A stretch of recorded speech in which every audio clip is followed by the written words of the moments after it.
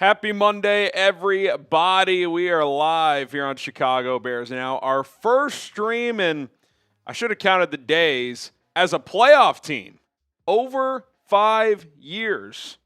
Or just about right at 5 years. You guys get the point. My name's Harrison Graham. We are live. A lot to get into today as the Bears are a playoff team, but as you can see on the thumbnail of this video, this team is chasing more.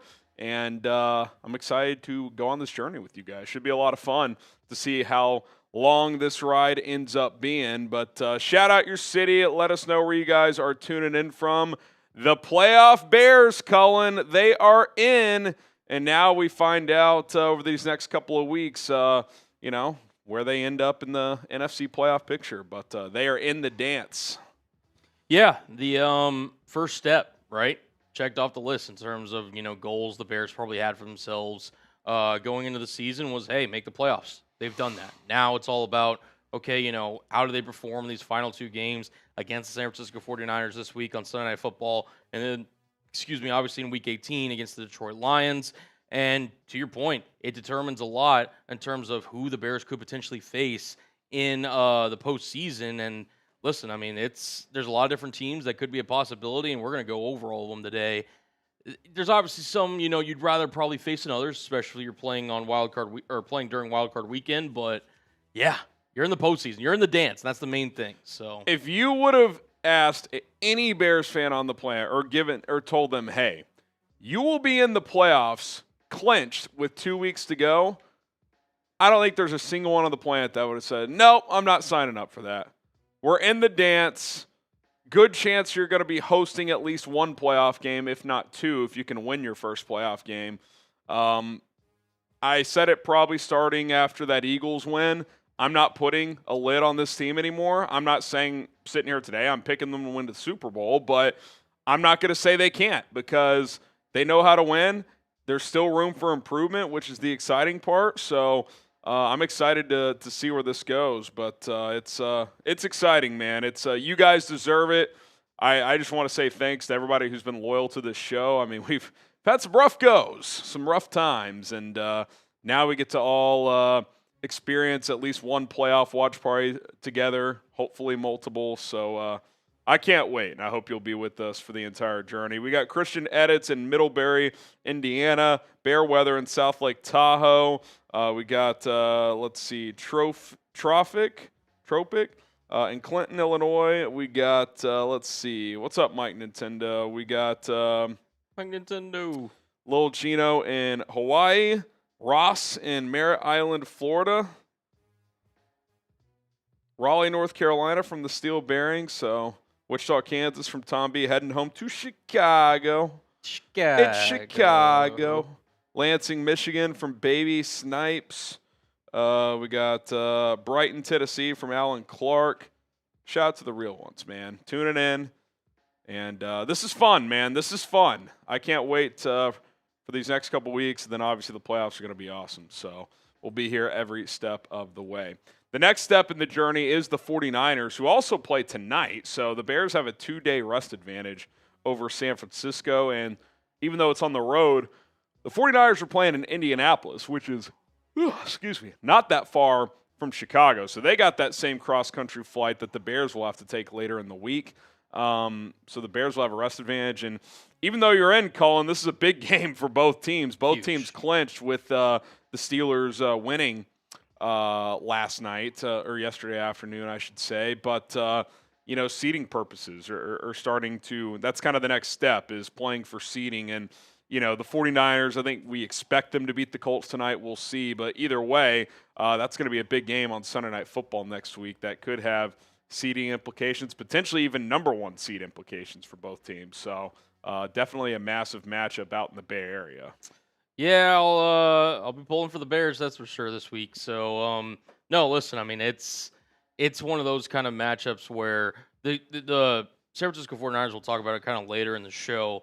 They've dealt with a lot of injuries this year, kind of really, especially on their defense. Their first-round pick, Michael Williams, out for the rest of the year with a knee injury.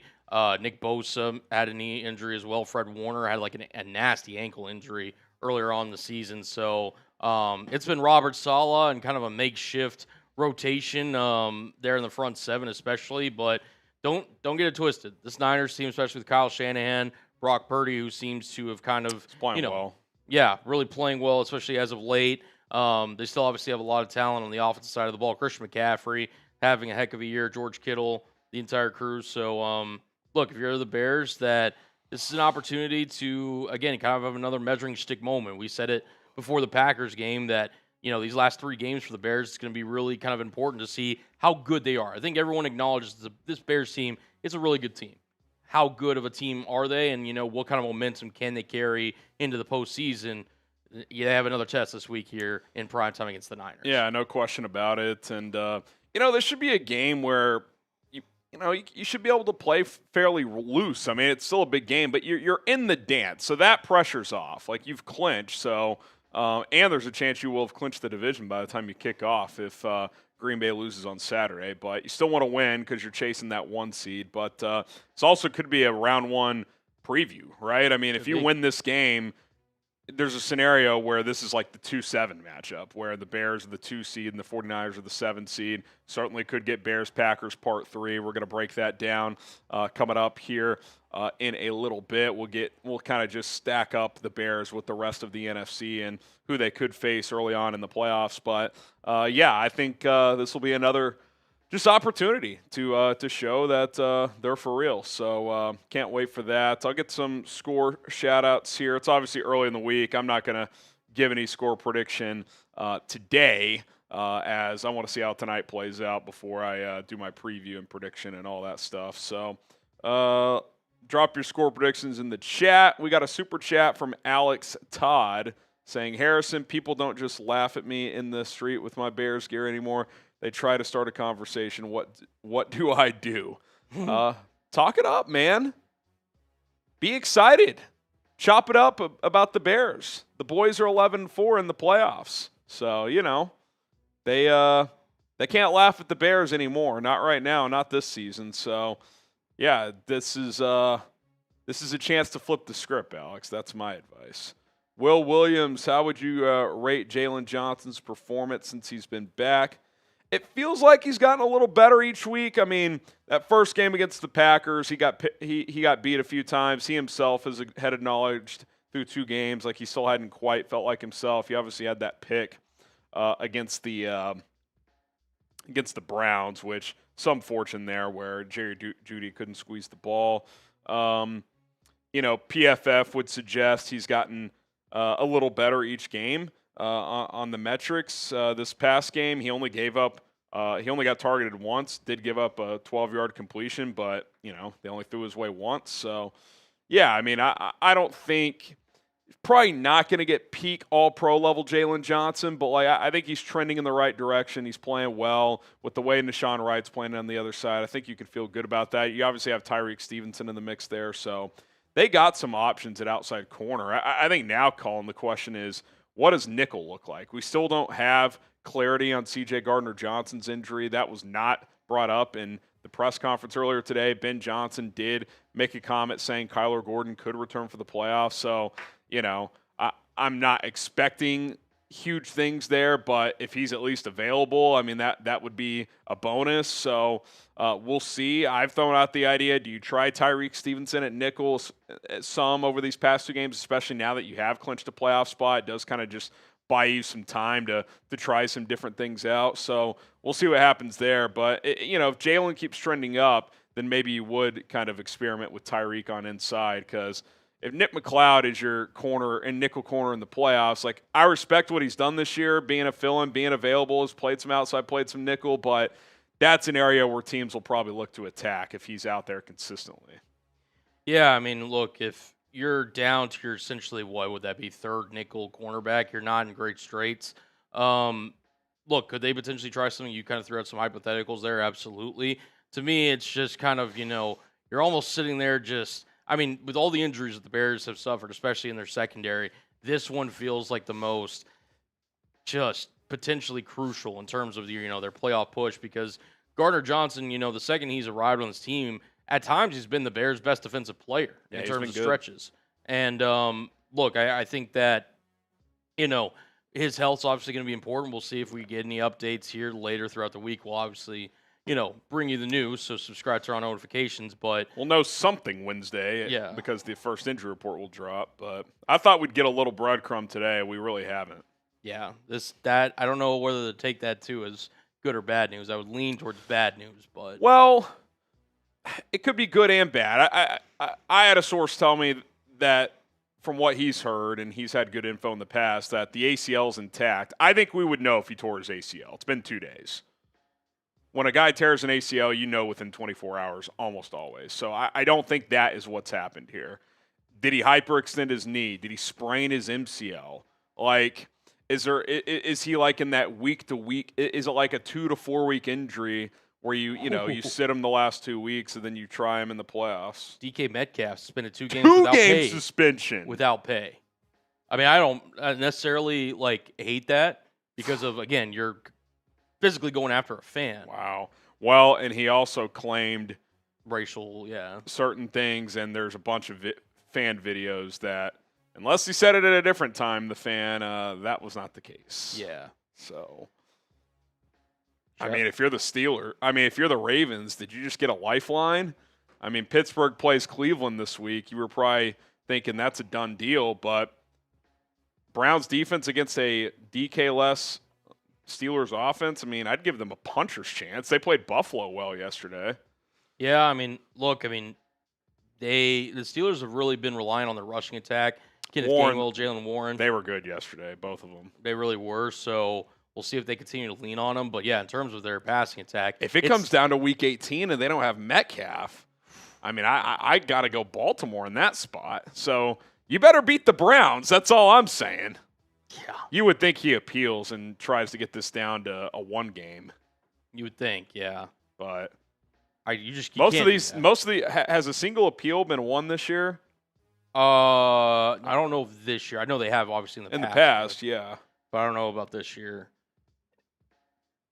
Wow. Yeah, you would expect Metcalf to appeal that. Just dumb, bro. Just dumb. Even if stuff was said, that's when you find the PR person on the sideline. Point them out. And, hey, go handle that. Like, man, that is brutal for Pittsburgh.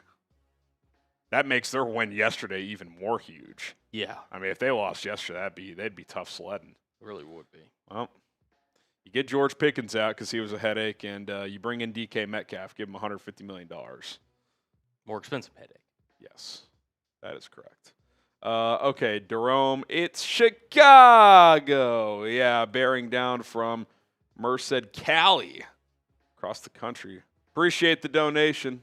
We got Hope. Bring Trace or Jack for the playoffs. Are you guys saying dump Cullen or you want a third guy in here? That's fucked. The hell, man. The hell? Look at this season we've had with Cullen. I hope you're saying in addition, because C Breezy ain't going anywhere. I can tell you that right now.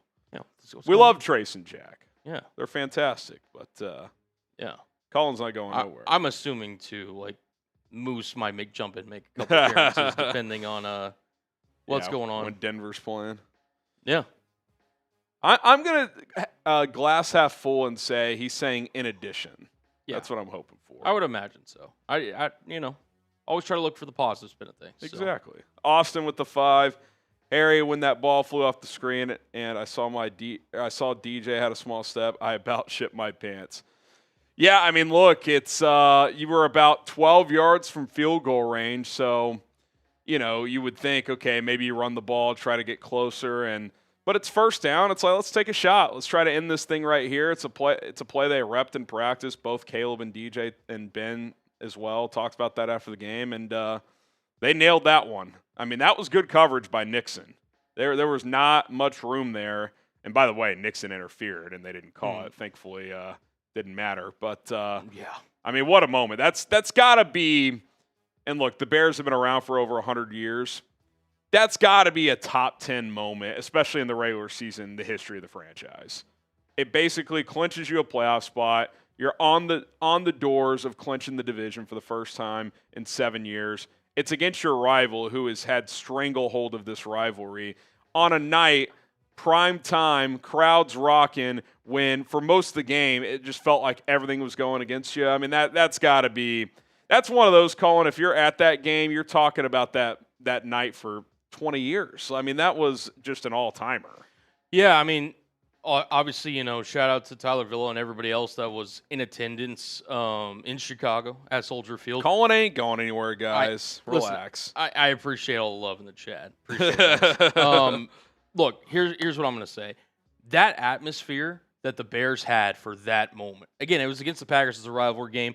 That felt as close to a collegiate atmosphere, you could argue, as any NFL game this season. That's the best crowd I can remember at Soldier Field. I mean, you had the towels going, the lights, nighttime, December football. It was awesome. I mean, the fans deserve a lot of credit. Yeah. They brought the boom, just like we try to do here on Chicago Bears. They did bring the boom. And one thing, listen, you got kind of crushed for it yesterday. And I think you were completely just in terms of your criticism of that early fourth down play call that ultimately results in the Bears turning over on downs.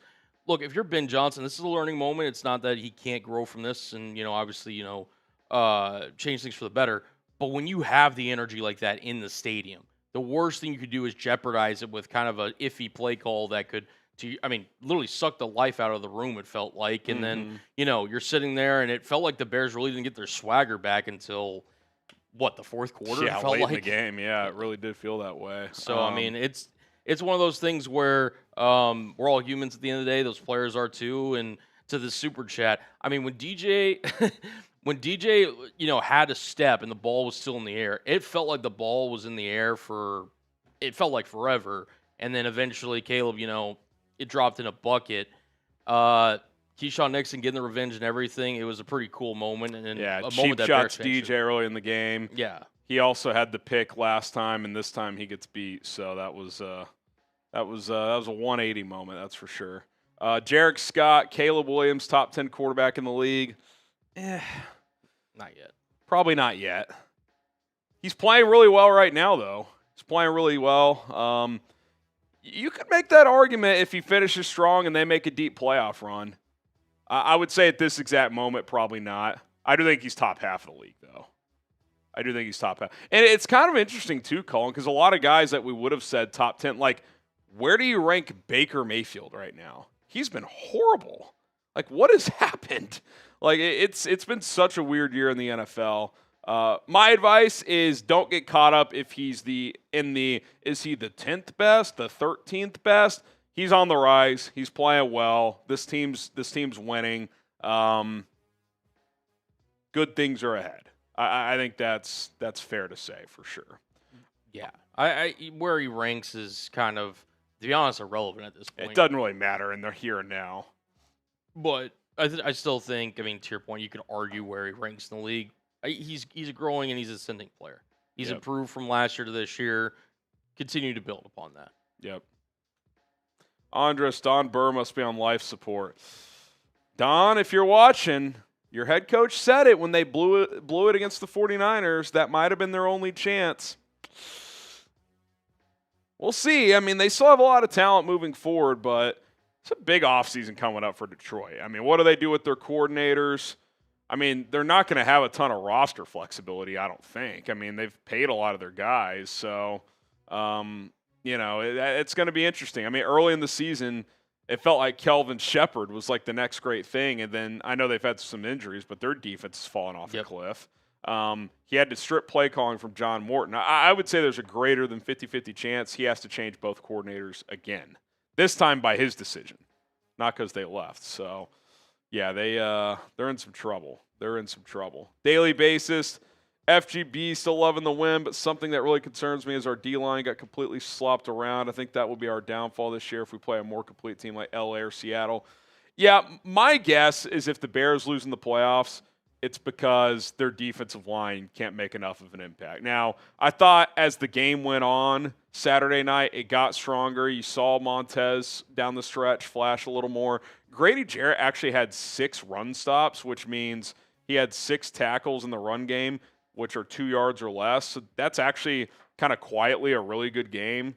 I do think he's been trending up, but in general, it's not a great unit. I would say at times it's average to above average. In general, it's a below average unit relative to the rest of the league in that position group. Now, I think it's been a little better recently. Austin Booker has flashed the last couple weeks. Obviously, he got clipped with the 2 penalties, but 2 sacks against the Browns. Could have had 2 this past week if he didn't get the roughing calls. But, hopefully that continues. But it just kind of is what it is. Like, you're not going to have a great defensive line. Can it be average, and can Montez Sweat, sometimes pass rushers, it's like a shooter in basketball. It's like, can he get hot? Can one of these dudes get hot in a playoff run? Like we've seen, like Frank Clark used to get hot for the Chiefs, right? Like he'd have like these average regular seasons, and then he'd have 4 sacks in the playoffs. Like, can you have someone do that? Montez Sweat's been pretty solid the last couple months, but he still kind of goes away for stretches. So we'll see. It's definitely an area this upcoming offseason that they're going to have to try and improve upon. But, I'm with you. Like, if they don't make a deep run, that probably is what holds them back, is the defensive line. Yeah, it ultimately brings up the question, right? Like, you can ask anybody that's, covering the team, or anybody that, has their fan favorites. Like, if you ask them, the reason the Chicago Bears don't reach their ultimate goal is because of blank. You could certainly make the argument that their defensive line just isn't up to par with some of the other teams in the NFC or in the NFL for that matter. And look, to your point, it is what it is. You got Austin Booker. You got Montez Sweat.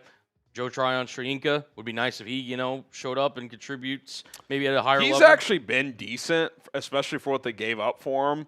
Like, he's not going to get a lot of sacks, but his pressure rate's actually been good on his snaps. But again, like, he's just another rotation guy. Right. But he's your third, essentially. Yeah, that's the thing. Like, they have their rotation guys are actually fine, but like they don't really have those high end guys. Sweat's a good player, not a great player.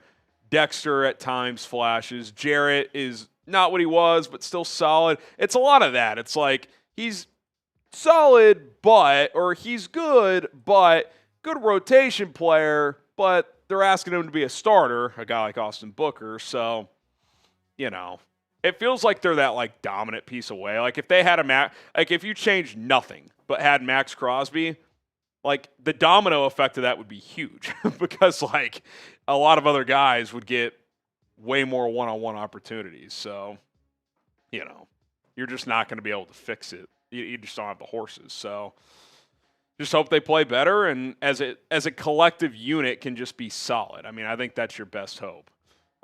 Decker wishing Harrison and Cohen and the real ones a Merry Christmas. Thanks for being our voices during such a fun year. Job not done yet. Let's effing go. Bear down. We're not going anywhere, Decker, and it's been fun, man. So appreciate you. You've been here all season, so thanks to everybody who have tuned in. Merry Christmas, too. Merry Christmas. Happy Hanukkah, whatever you guys celebrate. You are good to go. Alex Todd, does Ben Johnson get Caleb going more vertical with Rome and the boys on the outside after Caleb threw that certified piss missile to seal the deal Saturday? It's certainly possible. Now, as far as Rome goes, I don't know what his situation is going to be. Do you just sit him the last 2 weeks, Colin, and just give him as much time to – like, I don't think that foot's just going to heal, but, like, the less wear and tear, the better, you would think. So, like, do you just sit him these 2 weeks, even if he could go, and try to play him in the playoffs, have a role for him? Like, it feels like he's not going to have, like, a full-time role at this point. Like, maybe he has, like, a situational role in the playoffs or something like that. I could be wrong, but if it's truly a stress fracture, like, it's not going to heal. Like, he's probably going to have a cleanup procedure. So, yeah, we'll see. I think, we'll probably talk about this later. Like, I think Jahdae Walker is a guy now that, like, you ramp up his workload potentially and see if on a heavier workload he can give you something. I think that's what I'd be looking at. So the bigger key is you need Burden back. Not that getting Rome back would be better, but, like, just given his injury, I think Burden can be close to fully Burden. It sounds like a minor ankle deal, so.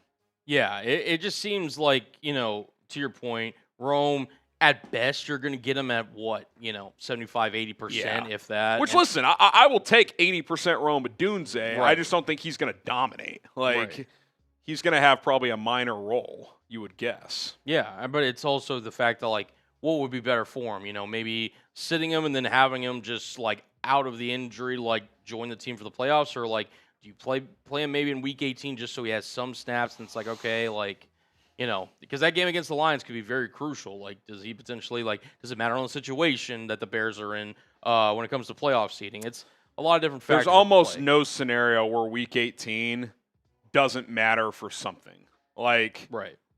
Because if you win this week, yeah, you clinch the division, but that guarantees you still have a chance to get the number 1 seed in Week 18. So, like, as long as you have a chance at the 1 seed, Colin, I don't think you're punting on that chance. Like, I think you're going to try to get it until it's clear that you can't. And what they'll probably do in Week 18 is have all the teams who have a chance to get the 1 seed play at the same time, so there's no competitive advantage. So to me, you got to play to get it. So, I don't know how that factors into playing Rome or not. I would probably lean towards sitting him the next 2 weeks and get him as healthy as possible, even if it's not possible to get him fully healthy without a surgery. So, all right, we got to bring the boom for our guy, Michael Horwitz. Boom! He says, can I have any if, ands, or buts? Can't have any if, ands, or buts. Heading into the playoffs Saturday of the game, I was amazed by next man up mentality. Happy holidays, Harry and Colin. First of all, awesome game. I haven't checked our group slide. Let me actually see our group text or group message.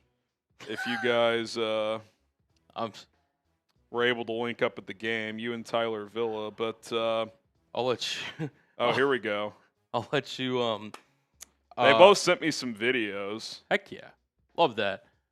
Mike, first of all, thank you for your generosity in terms of giving those tickets away, allowing us to kind of do it on the show. You've always been a real supporter, so truly from the bottom of my heart, and I would assume Harry co-signs this. Happy holidays. Hope you're doing well, man. He's typing right now, so I wonder if he's sending me something. Ooh.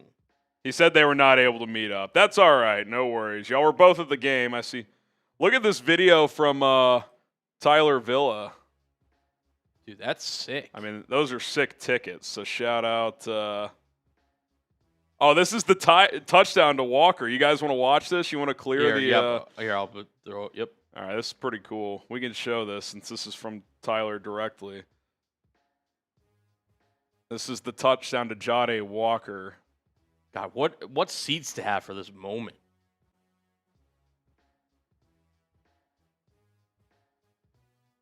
That's electric. Yeah. We could actually, like, if you send that to me, we could play it on the show. Just so you know. Can you turn it around quickly? Or are you talking about a future show? No, I mean, like, right now, yeah. Okay, I'll send it to you. Let me see. Let me get my producer bag real quick. Let me see. I just double downloaded it. All right. By the way, please check Slack just for something unrelated to this conversation. But let me see if the one Horowitz sent was good too. It's just a random run play. Okay, I'll check. Horowitz, I'll get you a helmet sticker. Helmet's in the other room, but appreciate you as always.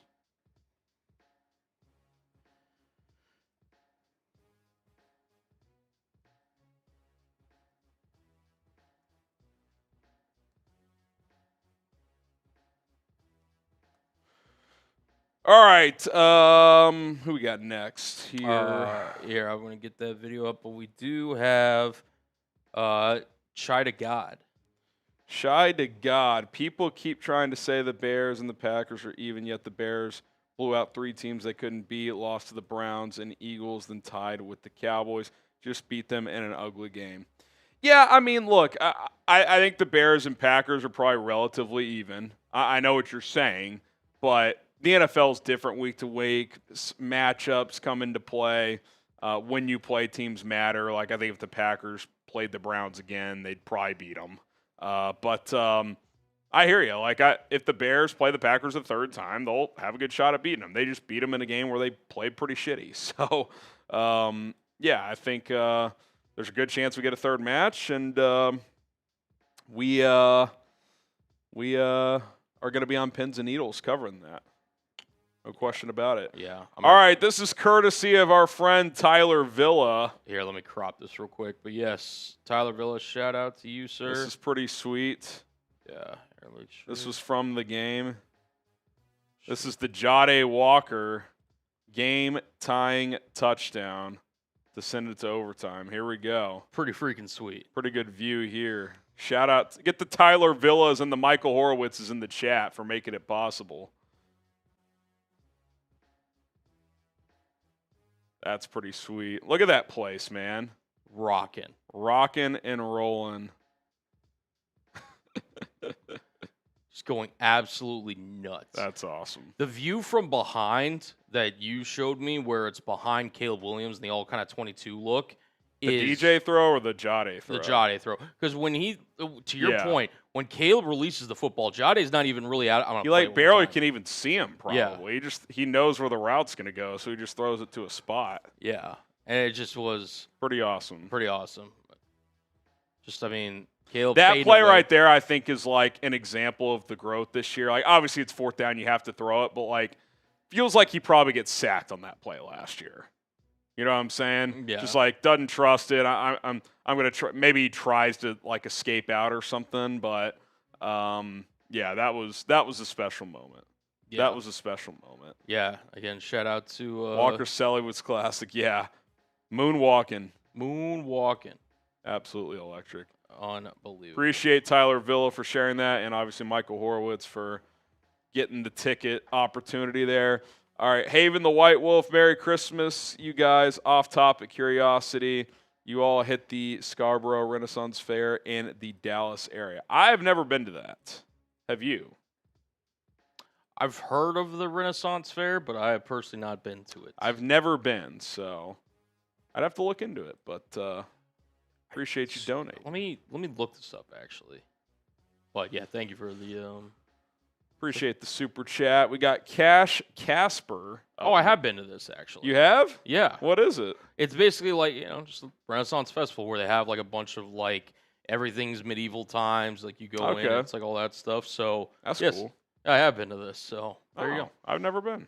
Pretty cool. All right. Cash Casper, after DJ's last 2 games, how does this affect his future as a Bear? I don't know. I mean, I kind of want to just, like, I appreciate the question. You sent me your money, so I'll answer the best I can, obviously. Appreciate you donating. I'm so focused on the here and now. I think the here and now, he's shown he can be a big-time impact on this team this year. He can have a big-time impact. The future will play itself out, right? He wants to be here. I think that's pretty clear. Feels like him and Caleb, that's kind of come together the last couple weeks. I love, I don't want to get too caught up in this, but like I love that he's rocking the cheese grater hat in the locker room. I love that he said it's F the Packers always. I mean, it's just easy to like that type of stuff, right? So, we'll see. I mean, they paid him for a reason. They wanted him to be here. So, I wouldn't rule it out. Maybe restructure him, lower his cap hit, and use money elsewhere that way. So, I think it's very much on the table. I'll say this, too. If they were to trade him, his value's gone back up a little bit, I would say, the last couple weeks, and will get back up if he continues to play well. But, we'll focus on that in the offseason.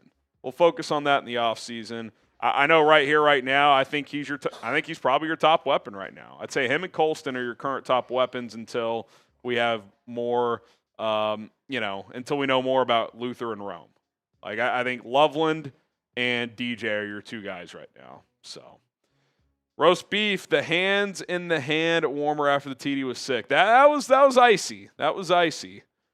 Caleb's got some swag, no question. Got some swag. Depressed Bears fan, I don't know what I enjoyed more, the playoff berth or the salty Packer fans. Well, both are fantastic. And depressed Bears fan, you get that playoff win, I expect to see a change here. You said it.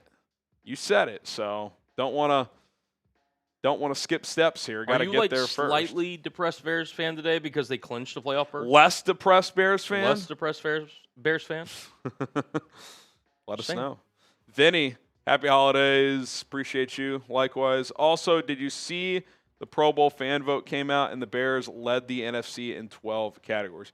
Well, I'm not surprised because this is like a classic, okay, big time, big market team, strong fan base, finally having a great year. That's when they show up and vote. They're like, oh, I'm voting for everyone. Britton Brown, you're getting my vote, right? Like that's how it is. So I'm not surprised by that. I'm not surprised. And this team deserves a lot of Pro Bowlers. I think Nashawn Wright, Kevin Byard deserve to be Pro Bowlers. You could argue all 4 of your offensive linemen outside of left tackle would have a case. I think this team has had a lot of good individual performances and seasons. So well deserved. Happy holidays to you too, Vinny. Happy holidays, Tyler. Any update if Nixon gets sort of punishment on DJ Blindside? I still don't know how he didn't get ejected. I have no idea. I haven't seen anything. Maybe he gets fined. Will the NFL determine it was incidental? I don't see how that could be the case. I saw some people arguing that, but I don't think he gets suspended, but I do think he'll get fined. That would be my guess. Roast beef, edge prospects this year are very thin at the top. There's a lot of guys, but I don't know who like the best one is. If you're counting Arvell Reese a true edge, you'd probably go with him, but like, is he an ideal fit in this defense? I don't know. Ruben Bain is going to have really short arms reportedly. That's going to turn some teams off, probably this one based on their history. I really like the kid out of Texas Tech, David Bailey, but is he going to be big enough for what Dennis Allen likes? Is he willing to take a slightly smaller guy than he's accustomed to? So, yeah, I mean, we'll see. And look, that's why I think you have to consider a big trade if there's one available. Can you get a Max Crosby? Can you get a Myles Garrett? Can you get a Danielle Hunter? Can you get, someone of that ilk? So it'll be interesting. Twinquist, here's one for you. Where would the Bears be right now if Lovie Smith hadn't won the game of the year in Houston? I don't know. Is that one of the all-time butterfly effect moments in NFL history? If the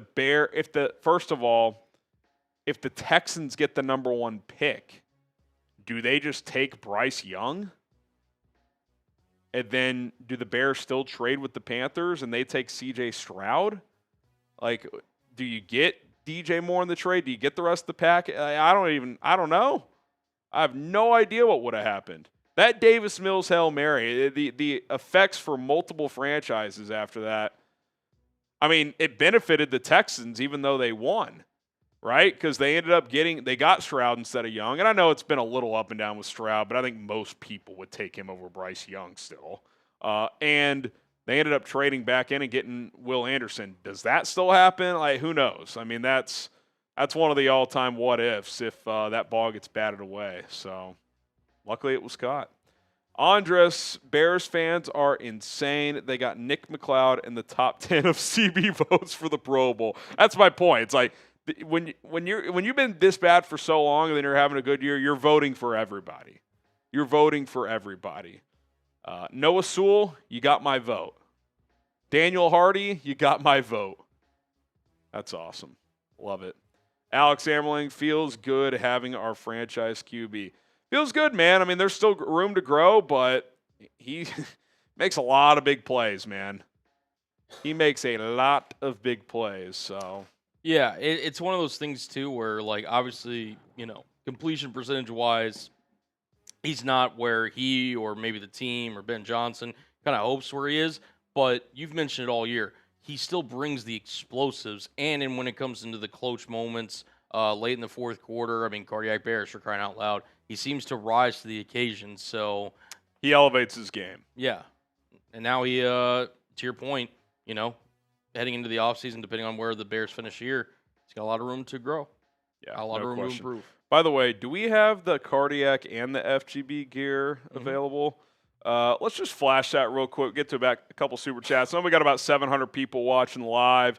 If you want to get some gear, we have some available. If you want to get some Cardiac Bears t-shirts, we'll get that link in the live chat, chatsports.com/Cardiac Bears. They did it again on Saturday night. Go ahead and purchase one, chatsports.com/Cardiac Bears. Of course, we have FGB gear as well. Chatsports.com/FGB will get you to the overall page. If you want to go to the shirt page specifically, chatsports.com/FGB shirt.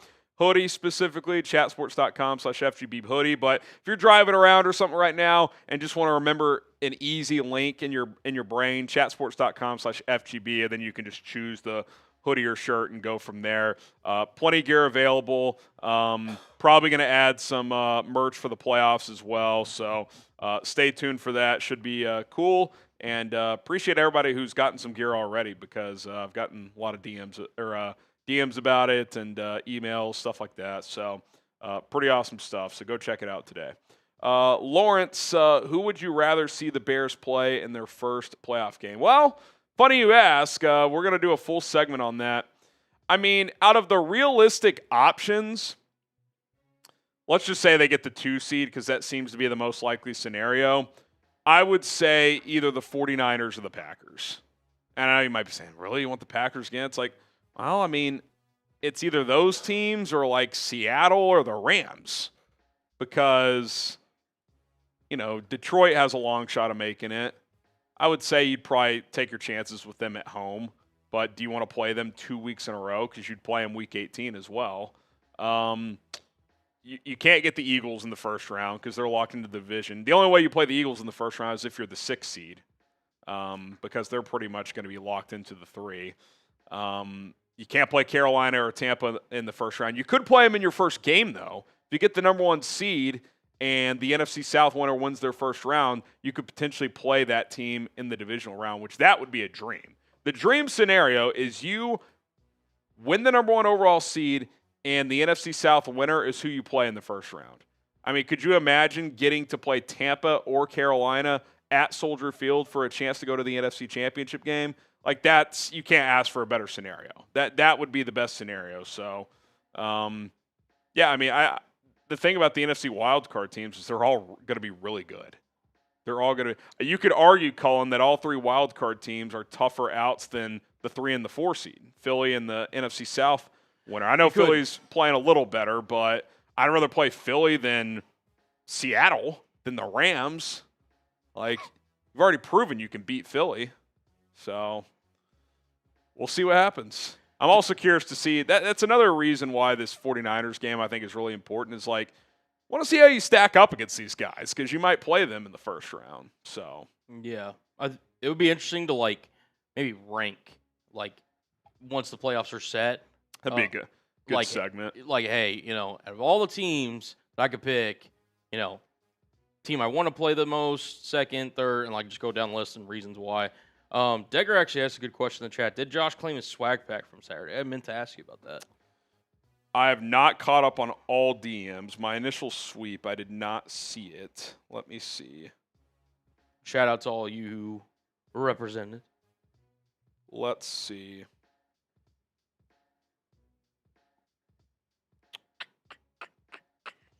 Don't see it there. I do not see it yet. I will give him a few more days, Decker, but if he doesn't respond, I don't know, before the next game, it'll go to you. It'll go to you.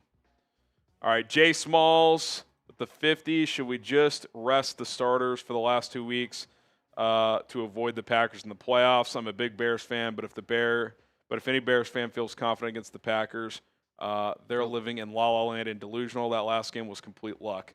See, I just, number one, the answer to the first part, regardless of the Packers angle, is no, because you want home field.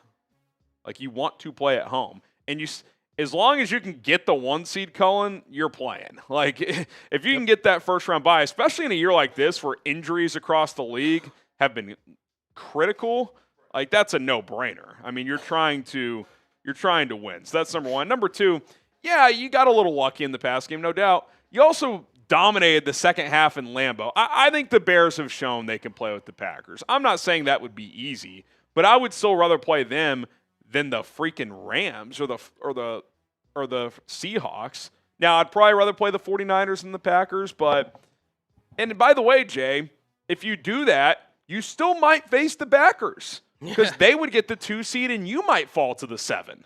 Or they could get the 3 seed and you might fall to the 6. So, I just can't, you don't do that. You can't try to avoid one team because it's too hard to even do that, even if you're trying. And also, resting for 2 weeks, that's way too long. It's one thing to get the bye and have the 1 week off. You want to rest 2 weeks and then play in a huge game? I don't want to. I want to stay in the flow that they're playing in right now. So, long-winded way of saying no. Just from an optics standpoint, trying to manipulate the playoff picture, just doesn't sound something that would be smart to do. And you don't want to concede. Hey, we're trying to avoid the Packers. Yeah. You just beat them. I don't care how it happened. You've beaten them 2 out of the last 3 times. Take on the challenge. You just beat them when you played terribly. Play better next time and beat them. So, yeah, I don't think you're trying to duck anybody. This team's too. They have the mindset of they can beat anybody, and that should be their mindset. Oh, our guy Edov, he's going home, boys. Can we get the Edovs in the chat? Edov. Our guy's going home. Let's go, Let's go, Edov. Love to hear it. Love to hear that, man. Hopefully you get home, you stay home. That's what we're rooting for, buddy. Home before the Christmas holiday. Love that. Love that. Be in your own home for this next game and hopefully the entire playoff run. Congratulations, buddy. Yeah. Hope you're doing well, man. Shout out to Edov. He's a real one. Look at the chat. Let's go. Got Devin, Jimmy, Bear Down, all chanting Edov. Wasim, Jack, Coco, Tim, Tom, Alex. Let's go, man. Shout out to Edov, man. Appreciate you for tuning in. What a gift for the holidays, man, being able to go home. Yeah, it's the best. Wesley, what teams are you two fans of other than the Bears? Well, this is my team, so Colin's a Seahawks fan. He's never been shy about that. So Bears, Seahawks in the wild card round would be that'd be something. It would be entertaining. It would be something. One of us would leave in shambles. Must see, just in general, in terms of watch party standpoint. I hope we get that matchup, but not in the first round. NFC title game? I'm down. Let's do it. I'm down. That might be 3 hours early. Yeah. Someone says LOL, fire Colin. No. No. Depressed Bears fan says yes. So yes. Less depressed Bears fan? Slightly? I respect it, though. He's got to hold the line until they get the playoff game. I respect it. Milkman, I don't care what happens after this. We graded the cheese, and that's what matters most. I mean, look, you beat the Packers on an iconic night. You've made the playoffs. I want more at this point. I think this team has shown they can accomplish more. But, I don't think there's anything that could happen, Colin, at this point that would deem this season a failure. Even if you lost your final 2 and lost the wild card, okay, you won 11 games and made the playoffs. I think this season's already a success. But at the same time, I don't think it's out of bounds to get a little greedy and say, guys, this thing is wide open. Why not us this year? Nothing's promised in the NFL. Every year's different. Injuries, there's a lot you can't control. Assistant coaching changes. I would imagine a couple Bears coaches are going to get poached. So this is an opportunity for this team to go on a run. But yes, this has been a great year. We can all acknowledge that. Rudy, would you give Walker more snaps than OZ? I would think about it, man. I like OZ, but it seems like he makes a pretty critical mistake every other game. I mean, late in that early mid fourth quarter, you're down 10, you're trying to get something going, and Caleb throws a beautiful deep dig to him. He just drops the ball. There was going to be some yak opportunity too, and early on he had that scramble drill yak play on that first drive where they're going straight down the field. You're like, okay, bigger role for OZ tonight. He's ready for the moment, and then the only other time we remember saying his name is he drops that critical pass. So I don't know. I mean, part of the value with OZ is he can play all the receiver positions. So like, how much of that can Jahdae Walker do? He's an undrafted rookie, but I would, if Rome and Luther are out this week, Colin, I would up Walker snaps. I think he played 8 snaps or 10 snaps on offense, 17 overall. Like, I'd double his offensive snaps, give him 18 to 20 snaps, see what he can do with a larger role, because limited opportunities, he had a huge impact. 100%. And Ben Johnson's always said block no rock. I'm sure he's the guy that'd be willing to do anything just to get on the field. His just explosive nature is something that Olamide Zaccheaus doesn't give you. To your point, though, how comfortable do they feel with him, running a certain amount of plays? So, yeah, for sure, increase it. I think he's earned more opportunity. But especially with the uncertainty with Rome and Luther, I don't see why not. That big of a spot. Hey, first pass of the game, Caleb you said I think it was his third read, goes to Jahdae Walker. And then obviously that touchdown there towards the end. He's clearly earned some trust with Caleb. And I think this offense is something that Ben's going to have to consider, as we get later into the season. By the way, I know we're focused on here and now, but I think there's a chance Jahdae Walker's got a role on this team long term. I think he could be. Is there a world where he's your third receiver next year? Certainly your fourth. I wouldn't rule that out. That was awesome to see, and hopefully he can build upon that performance. All right, appreciate all the super chats, guys. We got Hit Stick with the 5. Have you seen some of the mashups of Packer content creators crashing out? Chat Sports guy was in several, and I was dying laughing. Yeah, my guy Joey P. I did see one that he was in on. Tough scene. But, how many times have Bears fans been on the other side of that? So, what comes around goes around, I guess. But, yeah, Joey's going to have to take the L on that one. So. Yeah, it was just overall just pretty, for Packers fans, they've had the benefit of however many years. And, listen, Bears fans deserve that moment. 100%. 100%. Edov, Colin, you owe me a win in the duck race. I know people are asking Edov in the chat what's been going on. This isn't oversharing because Edov has said it. He's had to go. He's been in and out of the hospital a couple times, but he's going home. Let's go, Edov. Let's go. Let's go. You are good. Your good luck's turning around, man. You're gonna win a duck race. You are, man. Well, he's won several over the last couple of years. Yes. American Asset. One thing to say: bear down, FGB. Let's go. Let's go. My computer's bugging on me. Here we go. He also says, nothing sweeter than knocking the Packers out of the playoffs. Well, they're not out of the playoffs, but, do you mean if we play them? Yeah, that'd be sweet to end their season and to have Packers fans would freak out so much, Colin, they'd want to fire Matt LaFleur. And I will celebrate if they do that because that would be the dumbest thing of all time. I thought he and Halfley coached their ass off the other night. Yeah, they did. Seriously. Is it Matt LaFleur's fault that Romeo Doubs can't field an onside kick? Seriously. Which, by the way, classic Packers, muffing an onside kick in a critical situation. Where have we seen that before? Oh, Cullen Seahawks in the playoffs, 12 years ago? Back to 2014, yeah. We don't talk about what happens after that. But, no, listen, it would be a really cool potential moment. You thought the atmosphere was electric this past Saturday. Oh, playoff, Bears, Packers. You would think that's going to be either the Saturday night. Is there a Sunday night game now? Yes. They do. Because they do the Saturday 2, they do 3 on Sunday, and then the 1 Monday.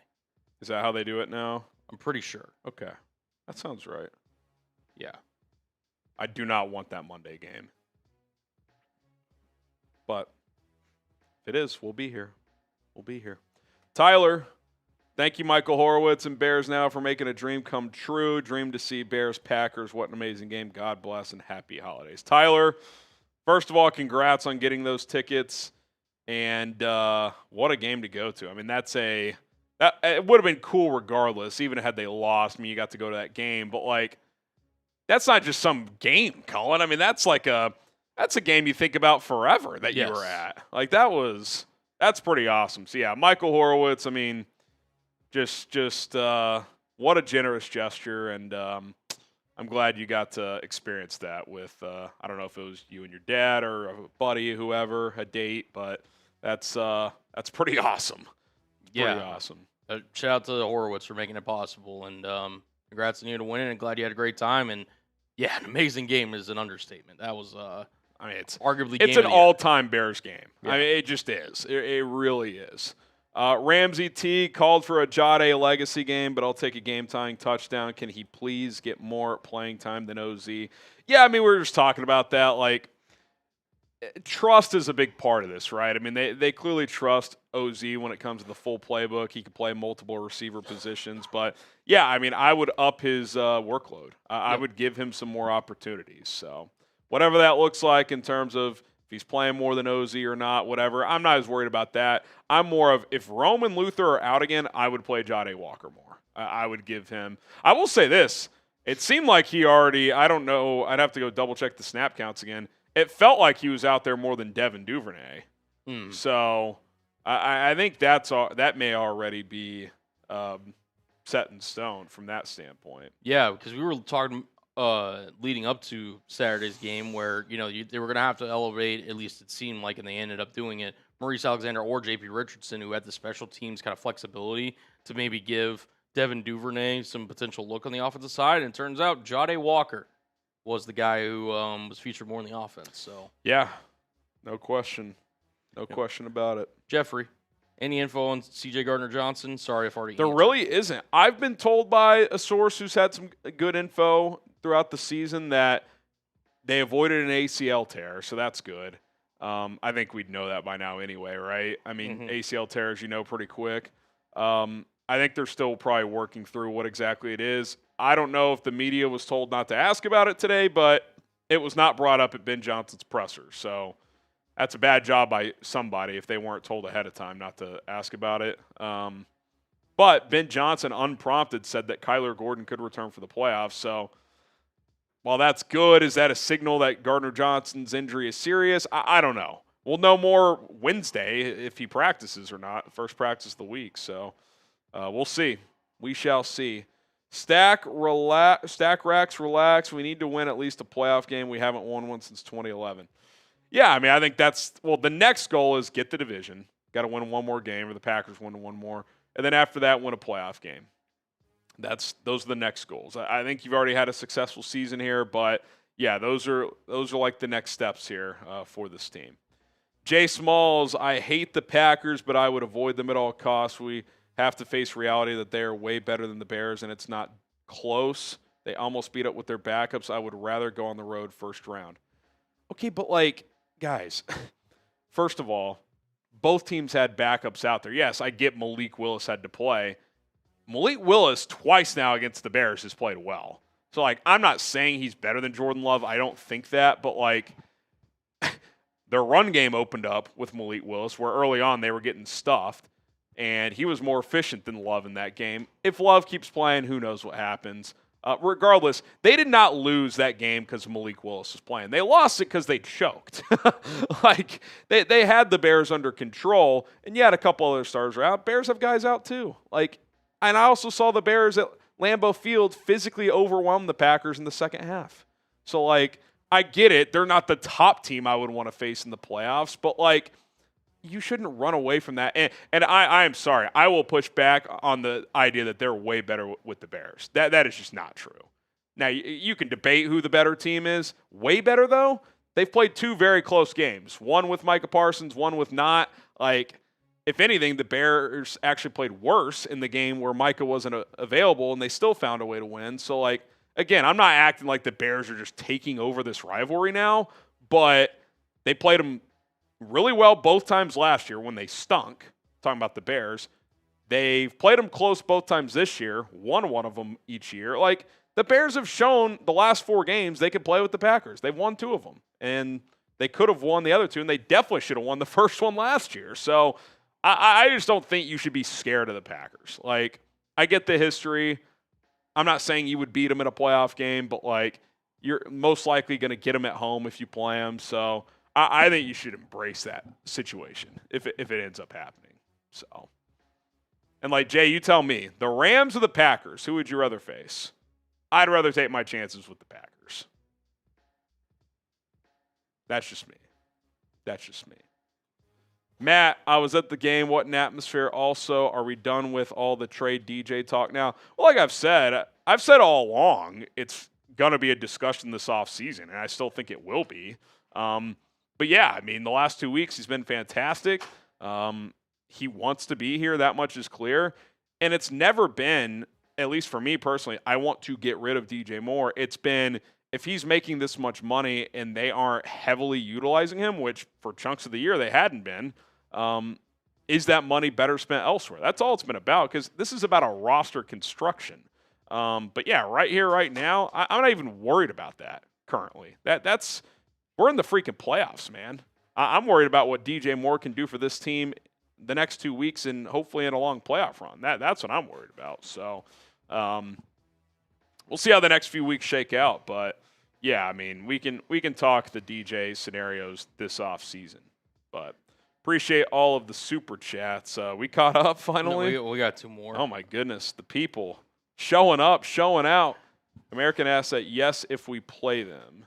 Is that in regards to the Packers? He let's see, he said earlier nothing sweeter. Yeah, nothing sweeter than knocking Packers. Oh, so if we got a chance to knock them out of the playoffs. Yeah, it'd be pretty sweet. Pretty sweet. Moz Tanker, if Bears weren't late to that kick, I think they would have gone for the onside. I think they kick that deep if it's like 2:06 or more. I guarantee you it was not planned that way.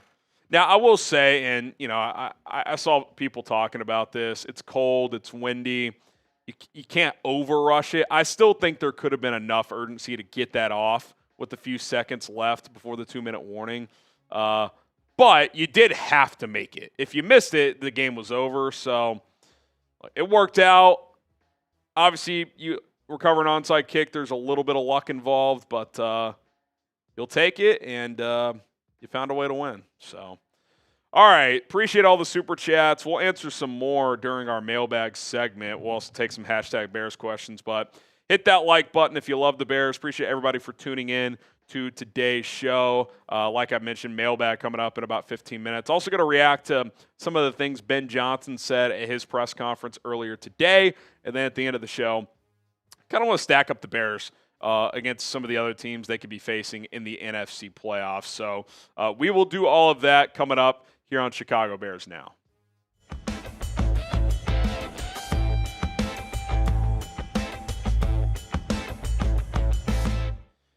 Ben Johnson talks playoffs plus more at his Monday press conference, and we're going to react to it here on Chicago Bears Now. My name is Harrison Graham. Gosh, that feels good, doesn't it? Playoffs. We're talking playoffs. Yeah, Bears are in the postseason.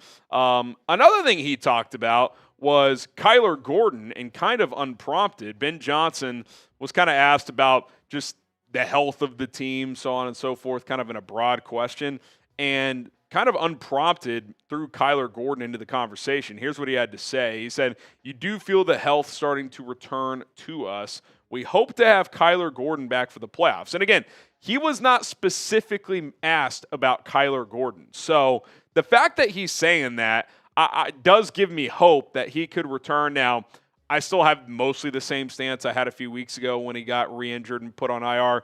I have no expectations really for Kyler this season because he's had multiple soft tissue injuries. I mean, you look at it here, missed the first 4 weeks with a hamstring, missed 5 more weeks with a calf and groin, and then he's going to miss this 4-game stretch to end the regular season with that groin injury that he re-aggravated. But he is eligible to return off of IR for the playoffs, and if he can, you absolutely play him. I mean, well, what do you have to lose? Another soft tissue injury? Like, if he's medically cleared, you play him because you want as many good players available. Now, I think you have to be relatively careful with, like, building a game plan around him, but if you can have him out there, even in a part-time role, that would be huge for this team. And, you know, I think you would have to kind of view it as, like, icing on a cake, right? You shouldn't expect it, but it's a little something extra. If he can give you something, that would be huge. And listen, with CJ Gardner-Johnson's situation, which we'll talk about in a second, that would give you even more reason. Like, hey, even if he's not 100%, if he can go, let's suit him up. If he gets injured again, well, you got 7 months to get healthy for next season. So,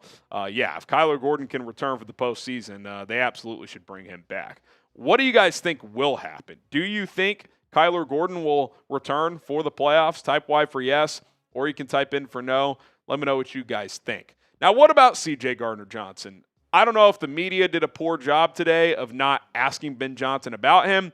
Were they asked by the PR ahead of time, do not ask about CJ Gardner-Johnson's injury? I'm not sure.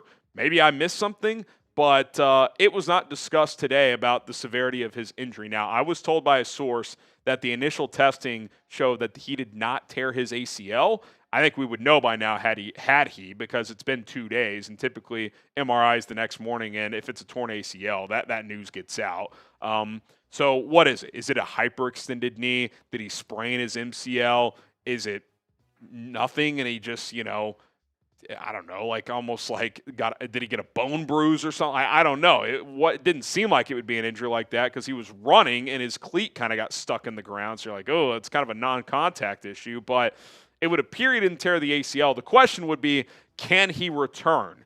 You got 2 weeks left. You're already in the playoffs. You would think you'd sit him these 2 weeks and then reevaluate for the postseason. But if one of Kyler Gordon or CJ Gardner-Johnson can be available, that's huge because, let's face it, it's a big drop-off to Nick McLeod after that. And maybe they try Tyreek Stevenson at nickel, but we haven't seen any indication of that at this point. Okay, Ben Johnson did talk about the playoffs like we mentioned off the top. Week after week, he's been asking, hey, you're here, hey, you're there. And he said, we haven't accomplished anything. We're not in the postseason. Well, now they are, and here's what he had to say. He said, that was step one. Step two, it is to win the division. We want to have at least one home game. And step three is the number 1 seed. Those goals are still out there. And it's just a clear indicator, and it was clear when he was saying, hey, we haven't accomplished anything yet, even though, 10 wins is an accomplishment based on where this team has been. But they have high goals and they have high standards. And, yeah, they've checked one of those boxes now, and they're chasing more. And why wouldn't they? They've won 11 out of 13 games. They should feel like they can chase a lot more. And he's right. You need to win the division now. There's almost nothing that could happen the rest of this way that would be a disappointment. But if you didn't win the division with a game and a half up with 2 games to go, that would be kind of a mild disappointment at this point. Going into the season, it wouldn't have been, but right now it would. So that's the next step. Win one of your final 2 or have the Packers lose one of your final 2. That gets you the division. And then to his point, the number 1 seed is very much still out there. We broke that down in great detail earlier today. Go check out this video. Hit that subscribe button, free and daily Bears content. If you see this thumbnail, we broke it down in detail, how the Bears can still get the number 1 seed. We also broke down other playoff scenarios and a couple of other topics. So if you want free and daily Bears videos, including this one, subscribe and go check it out. Okay, he also was asked about Montez Sweat's emergence, and there's no question he's been better the last several weeks. Still not great, but I do think he's been better, and we'll kind of break that down for you guys coming up here in just a moment. But we do have to tell you guys first about our awesome sponsor. That is Prize Picks, daily fantasy made easy at prizepicks.com/CLNS. It's the holiday season, the best time of year for sports. Bowl games, basketball matchups, playoff pushes, it's all happening at once. And while you and I are out here making decisions every day, what gifts to buy, what to eat, which game to watch, there's one place where it feels good to be right. That is Prize Picks. Everyone's favorite Prize Picks holiday promotion is back. 7 days of Pixmas. Prize Picks is giving out 7 days of deals all the way through Christmas Day, including a Christmas Day max discount. Pixmas started on December 20th, so download the app today and continue to unwrap those deals. Awesome new feature alert on Prize Picks as well. They have early payouts. If your lineup gets off to a hot start, you may now have the option to cash out those winnings before the game even finishes. I got a little Monday action for you guys. Christian McCaffrey took more on his receiving yards, took more on half a touchdown for George Kittle, receiving or rushing, doesn't matter. And then I do think Phillip Rivers throws at least one tud tonight, so took the more on half a touchdown pass. So check that out. $20 lineup to win $95. Download the Prize Picks app today. Use our code CLNS to get $50 in the lineups after you play your first $5 lineup. That is code CLNS to get $50 in the lineups after you play your first $5 lineup. Prize Picks, it is good to be right. All right, let's talk about Montez Sweat now, who can be a frustrating player. I do think he's been good. I want to acknowledge that. My thing has always been, it's not even really Montez Sweat's fault. It's more of, he's really more of a number 2 to me on a good defensive line, and he's having to be a number 1 on the Bears D line. But Ben Johnson had this to say about 98. He said, since the bye week, I think he has been playing some of the best ball of his career. I feel really strongly about the way he was playing right now. I feel really strongly about the person. I mean, I think they clearly challenged him this offseason after a disappointing last year. And, the first month I was like, oh boy, he's not doing much. But he's definitely picked it up. He's got 8.5 sacks over the last 11 games. He is flashing more. I think he's been a little better in run defense than he was to start the year. I think he's having a solid season. Is he a dominant player? No. Can he have dominant flashes? Yes. That's kind of what we saw when the Bears first traded for him. Then he got that contract, and last year seemingly could not get his season off the ground. But again, my problem is, okay, yeah, Montez Sweat, good player. Who else can step up and be that guy? I think Grady Jarrett's slowly been coming on in the run game specifically. He's done some good things. Austin Booker the last couple of weeks has flashed. But I think Montez is the key. If the Bears are going to make a deep run, he has to stand out. Like, he's got to be a guy that's impacting the opposing quarterback multiple times a game. I'm not saying sacks multiple times a game, but get a sack a game, get in his face a handful of times. And, while he has been racking up some numbers, there still seems to be stretches where he disappears. Now, he gets double-teamed a lot because there aren't a lot of guys on this defensive line that can consistently win a one-on-one. So I understand that. But he's got to find a way to break through and be that impactful guy. I think we've seen some of that, but if he could find another gear, that would be massive for this team in the playoffs. And then Ben Johnson also was asked about Austin Booker's hit on Jordan Love that knocked him out of the game. That's obviously been heavily debated. I've argued strongly that, yeah, Jordan Love ducked. I don't know what you want him to do. Could you argue Booker still led with the crowd in the helmet? Yeah, but when you're kind of trying to tackle in the midsection, like you're naturally, your upper body is going to come down. So it's really hard for these defensive players. Here's kind of a paraphrase of that answer from Ben Johnson from Jason Leisure. He said, it's a little hard to coach because it's a, quote, bang-bang play, but it's, quote, 100% a penalty, and the injury to Love is not what anybody wants, which we all agree with that, or most people. Rivalries, people say things they shouldn't, I understand, but I don't want Jordan Love to get hurt. To me, that's pretty tough on Booker. Like, I don't know. He's aiming for the chest area. Maybe he came in a tick higher than he should, but like, if you see how far he ducked, if he doesn't duck at all, it's upper chest. I don't think he makes contact with the helmet. So I think we're making it really hard on these defensive players. Ben's probably right in the sense that it is a penalty. They're going to call that, and I don't even disagree with that. Like, they are going to call that. We see it all the time, but I still think it's frustrating. It's like, man, like, you can't hit him low. You can't hit him high. It's not like he launched. Maybe he led a little with the crown, but Packers fans on Twitter, he's headhunting. I don't think he's headhunting. I think he's trying to drive the quarterback back and make an impactful play, which he did, but unfortunately it drew a penalty. So I wish Jordan Love well. I hope he gets back and is healthy, and we don't want him to be injured or anything like that. Here's the good news with all this with Booker. He's flashed 2 weeks in a row now. Remember, first game back, has a huge strip sack against Cleveland. Then, he's been okay, but hasn't popped really as a pass rusher. He'd kind of make more impactful plays against the run, which that part of the development is good, but you need him to be a good pass rusher. Well, he has 2 sacks against the Browns and sacked Jordan Love twice, just happened to get penalties on both of them. The first one was the classic, what's the phrase, Cullen, where the body weight into him or whatever. He drove him into the ground, whatever they call that. Body weight landed on him again. I get they're going to call that. That's pretty tough to, hit him straight on and then avoid falling on him.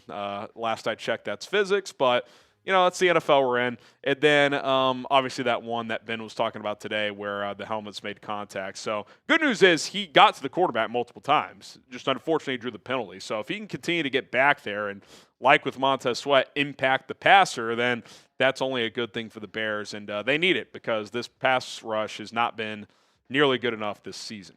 Do you trust the defensive line? I mean, that's the big question, right? Can it be good enough? We know it's not going to be great. No, it's not going to be awesome. Can it be good enough? That's what I'm hoping for. Type T for trust, D for don't. kind of hard to. I don't think it's a terrible unit, but it's certainly an area of weakness compared to the rest of this roster. All right, that's going to do it for this edition of Chicago Bears Now. Make sure you guys like and subscribe. We're here every single day. As always, bear down. Kane Dynasty. Appreciate the super chat. Could care less if the Bears move out of Chicago. Bears fan for life. I moved out of the shit city too, as did many others. I love the city. I went last year. I get there's certainly pros and cons of living there. That's true with all major cities. I live in Dallas, believe me.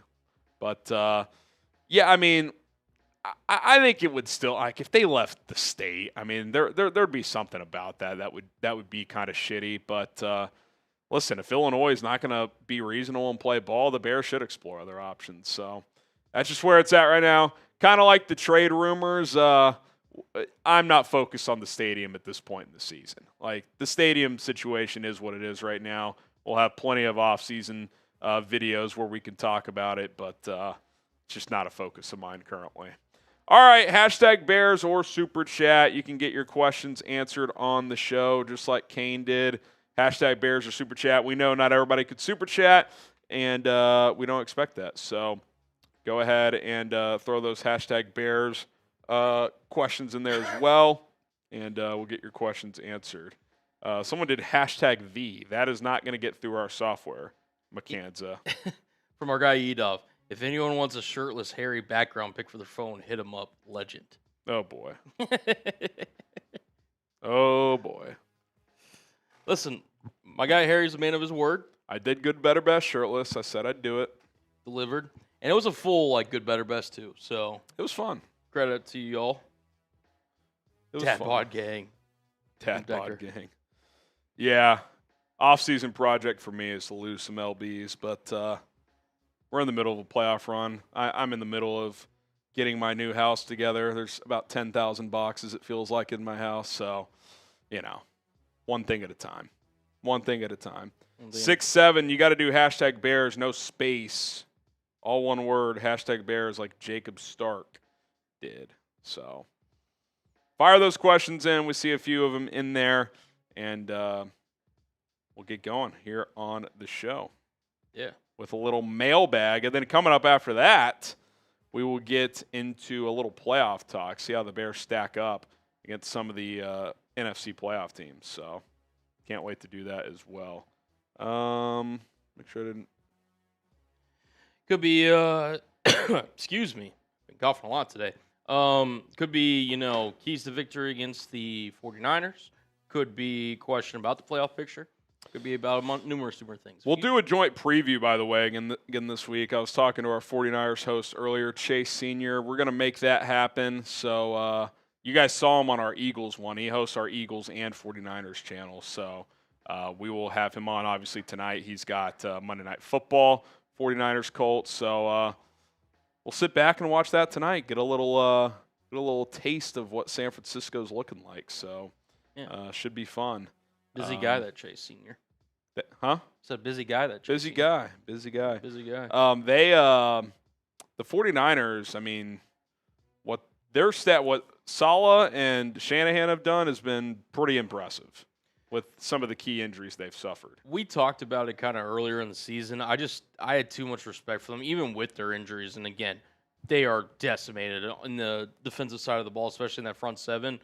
Like, they're just too well coached to not be in consideration for a playoff. And again, we'll see kind of where things line up these last couple of weeks. They're a feisty team, man. These last 3 weeks, I'll be interested because they have had a pretty easy schedule, but they beat the freaking Rams with Mac Jones. They beat you guys week 1. They did. You got the Colts tonight on the road. I know it's Phil Rivers, but it's still on the road. It's still Jonathan Taylor. Like, then they finish with the Bears and Seahawks. So, like, if they let's just say they win 2 out of these final 3, I mean, like, they're a team to be reckoned with. Like, 100%. They're not just some rollover team. So, no doubt. Them and the Chargers overcoming some of these injuries has been pretty impressive. Pretty impressive. Remarkable. All righty, let's get into this mailbag and keep this show rolling. Here we go.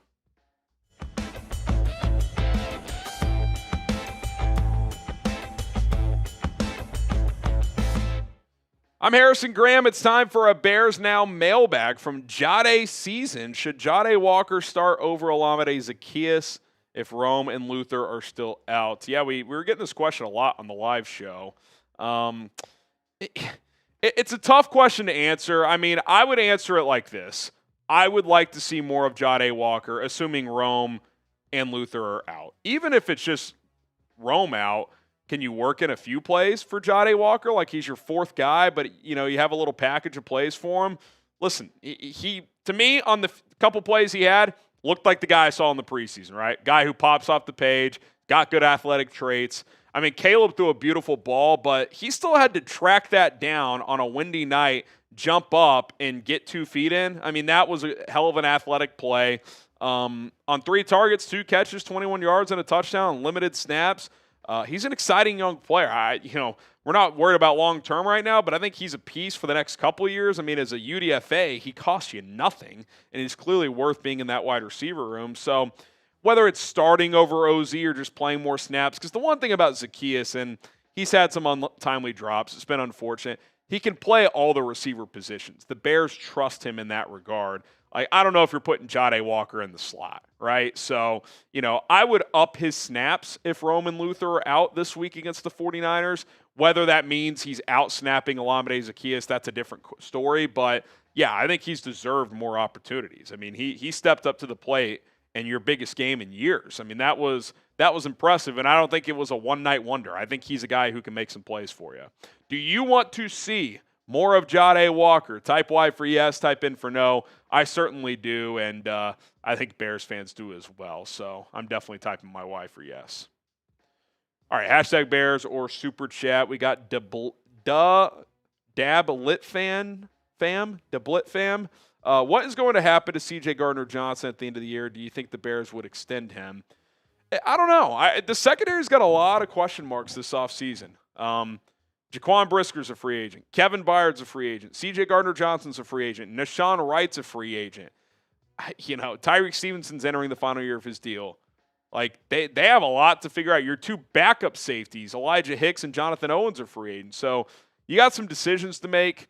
You got to respect what CJ Gardner-Johnson's been able to do.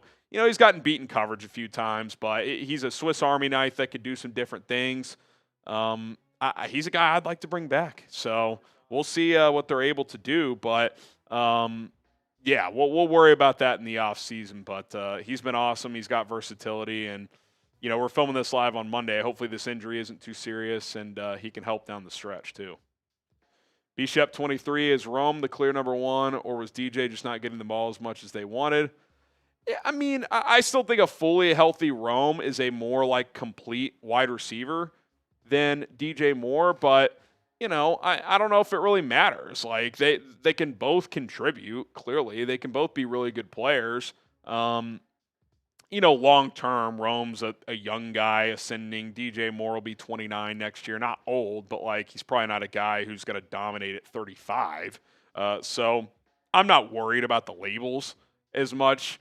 I just hope Rome can get back into the mix here. The good news is DJ has stepped up big time the last couple of weeks while Rome's been sidelined, and he's shown that he can have a big-time role on this 2025 team. The future will play out the way it needs to, but, yeah, I'm just happy for DJ Moore, and I'm glad that him and Caleb have connected on some big plays. Big Dumper, would you rather sign Hendrickson for a 25 a year and keep draft capital, or trade for Crosby and give up 2 firsts? It's a good question. My thing with Hendrickson, injured this year, he's never been great against the run. So, would you do a 2 for 50 with 30 guaranteed? I'd probably do that. I do think Crosby's a much more complete player. I think he's a guy who could be better for longer. But you could make the argument that an in-between move like that, where Hendrickson could still come in, be a really good pass rusher, you could still probably make it work salary cap-wise with Montez Sweat. I would understand that argument. And if he wants to come here, now if it's 30, 33 million a year, I'd probably pass. But if it's in the 20s on a 1 or 2 year deal, I'd be interested. I would. I definitely think that'll be a player that we talk about quite a bit leading up to free agency. We got Cardiac Bears shirts available, ladies and gentlemen. Chatsports.com/Cardiac Bears. They did it again against the Green Bay Packers. Pick up your Cardiac Bears gear today. And if you want the FGB gear, chatsports.com/FGB. You can check that out as well. But, yeah, go get your merch. Awesome T-shirts. Go check it out. Okay, Bear down for life. If Eagles and Packers both lose Sunday and Bears will at least be number 2 seed. If that's the case, do you go ahead and just sit Rome until playoffs? Merry Christmas.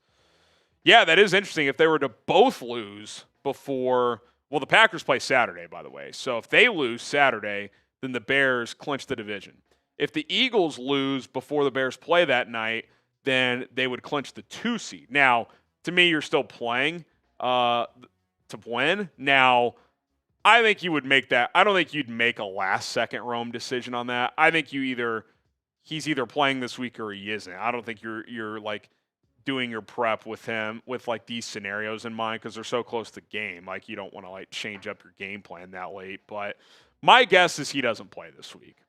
Don't play him this week. See how he's feeling heading into the Detroit game and make a decision from there. But yeah, I would guess he is out this week. And Jahdae Walker showing what he did should give the Bears some confidence, like, hey, he's not Rome Odunze, but, like, he's a guy we could trust a little bit. Let's give him some opportunities and let Rome try to heal up a little more. All right, we got Chris Lopez. % chance the Bears will host the wild card. Very high. I mean, you only need one more win or one more Packers loss to host. I mean, I can give you the exact percentages right now. This is the NFL playoff picture simulator from the Athletic. To win the division, which means a home playoff game, 89%. So you have to lose your final 2 games, and the Packers have to win their final 2. Certainly possible. Both your final 2 are tough. But Packers, Ravens are desperate. Both QBs for Green Bay are banged up. Yeah, I think the Bears. To be honest, I'd be surprised if they didn't win the North at this point. Like, they would really have to struggle in these last 2 games to not win at least one of them, in my opinion. And Detroit may have nothing to play for in Week 18. Sure, they could spoil the Bears' divisional chances, I guess, if they haven't clinched by then. But we'll see what their situation is. All right, predict the score. If they beat the 49ers, they win the division, and they lock in the 2 seed and still have a chance at the 1. Bears, Niners, who wins next week on Sunday Night Football? Get those score predictions in. Shout out to our guy E-Dove with the 20. He says the defense is currently leading the league in takeaways, but we're also ranked in the bottom third for yards allowed. Are we playing with fire by relying so heavily on turnovers, or can bend don't break work in the playoffs? It worked just enough the other night.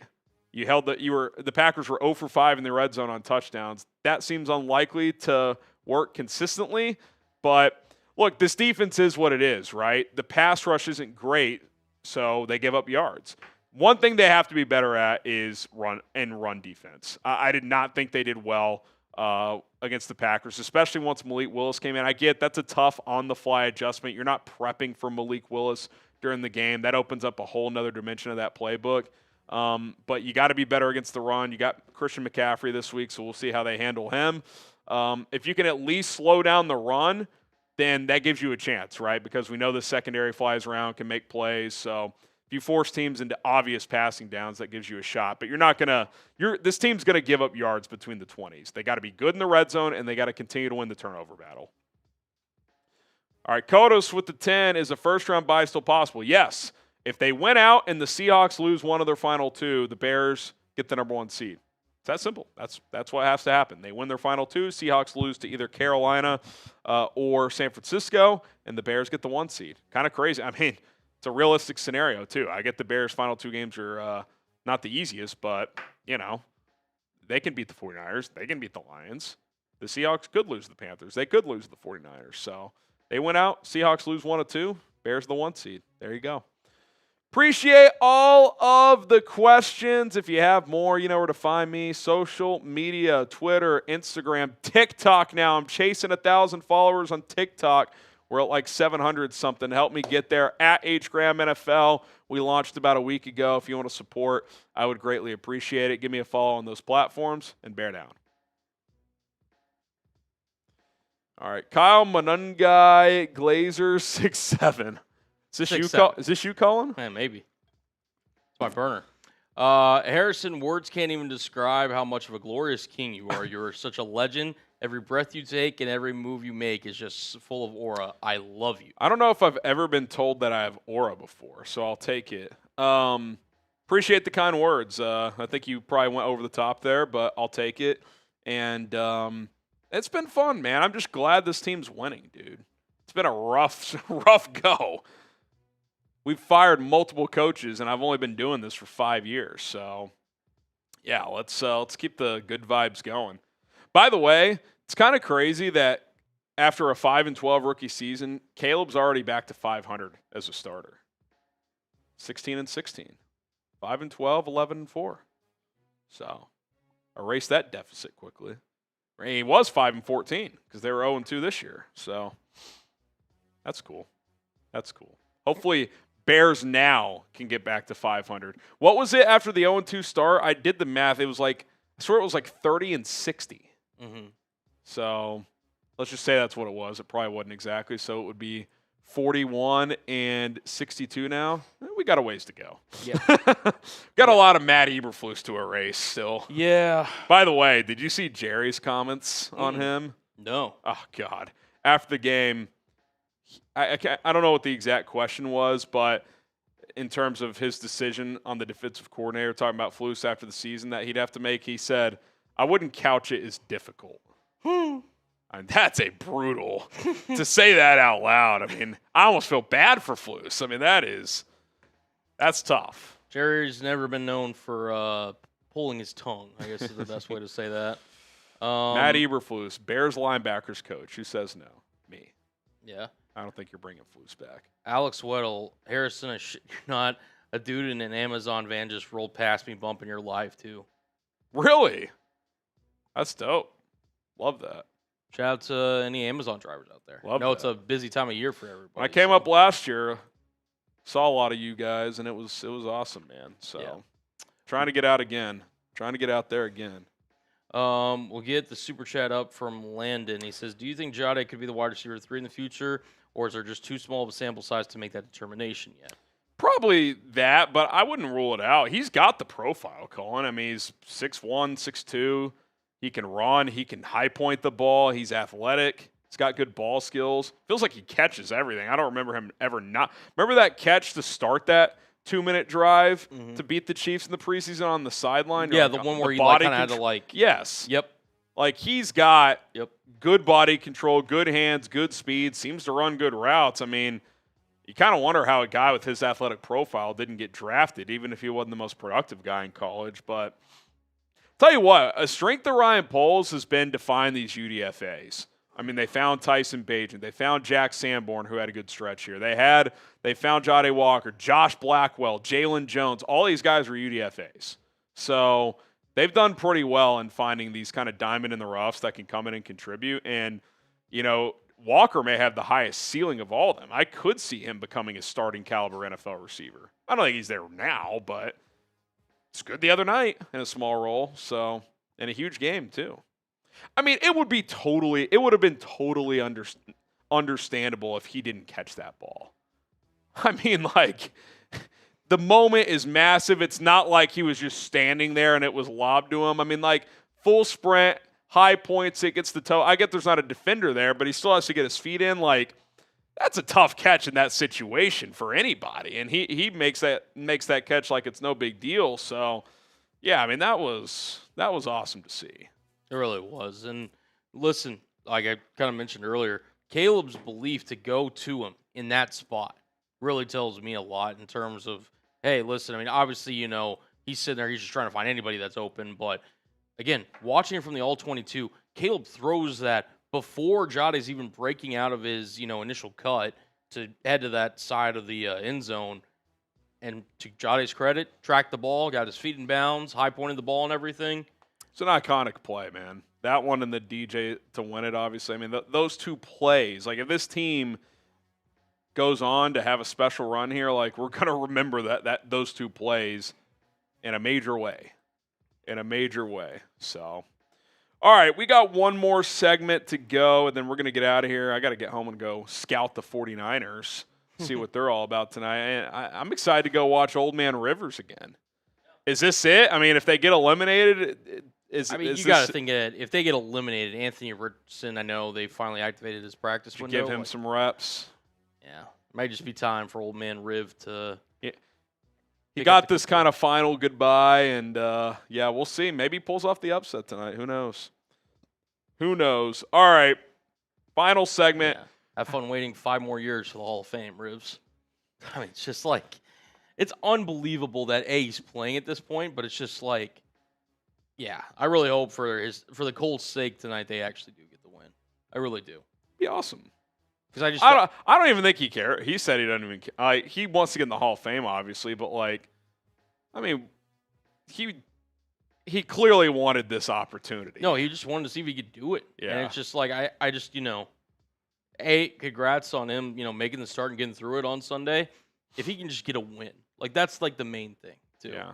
I would love for him to during his comeback to be like, hey, I beat a playoff team. Yeah.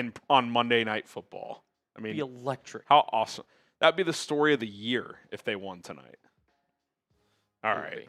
Last segment here. How do the Bears stack up in the NFC against some of these other playoff teams? We'll discuss next.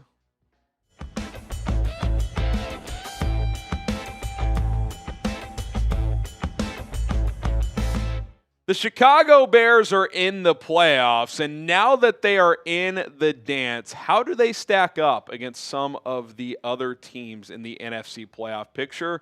That's what we're going to discuss here on Chicago Bears Now. My name is Harrison Graham. Welcome into the program. Let's start with the scenario where they get the number 2 or number 3 seed. If they win one more game, they are guaranteed the 2 seed. If they lose their last 2 games, but Green Bay loses once, they'd be the 3 seed potentially if Philly were to win out. The 2 seed is the most likely scenario, but I kind of bunch these two together.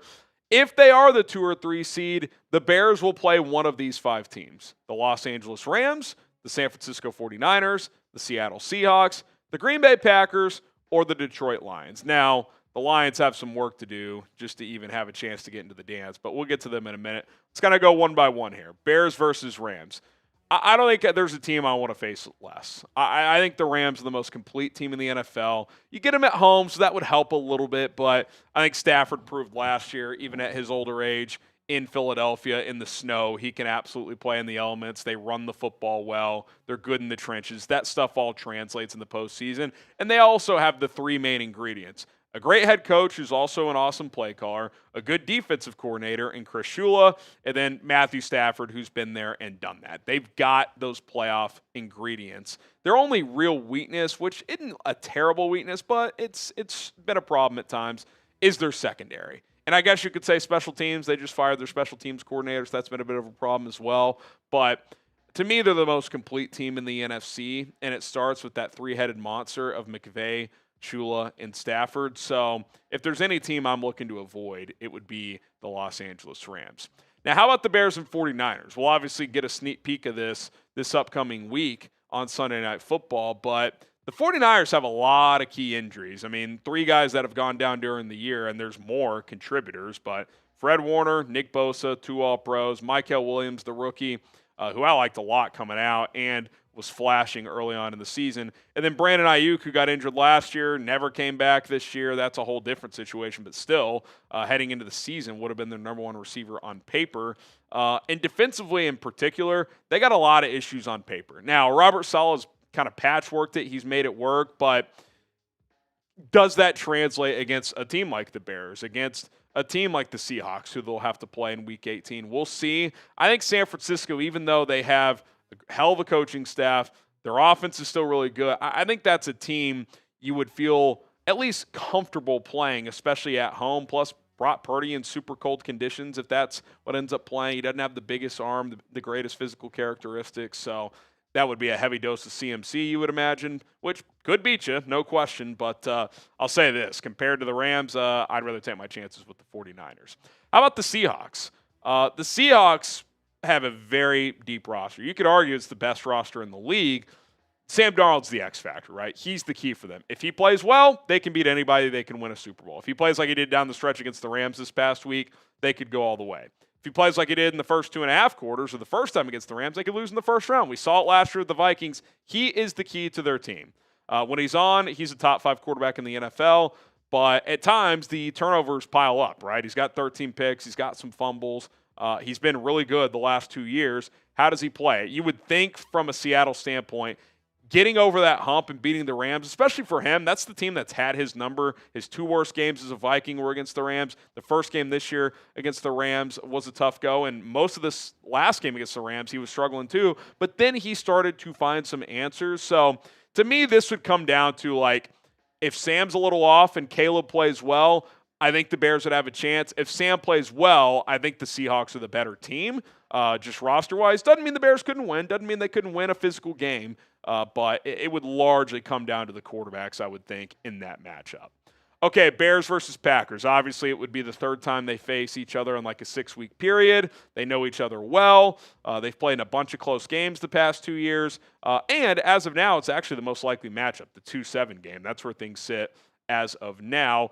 The Packers, of course, won 28-21 up at Lambeau Field in Week 14. The Bears had the miracle comeback 22-16 in overtime in Week 16. Obviously, no Micah Parsons. Jordan Love left that game. You would think he's going to be back, obviously, especially for the playoffs, assuming they do get in.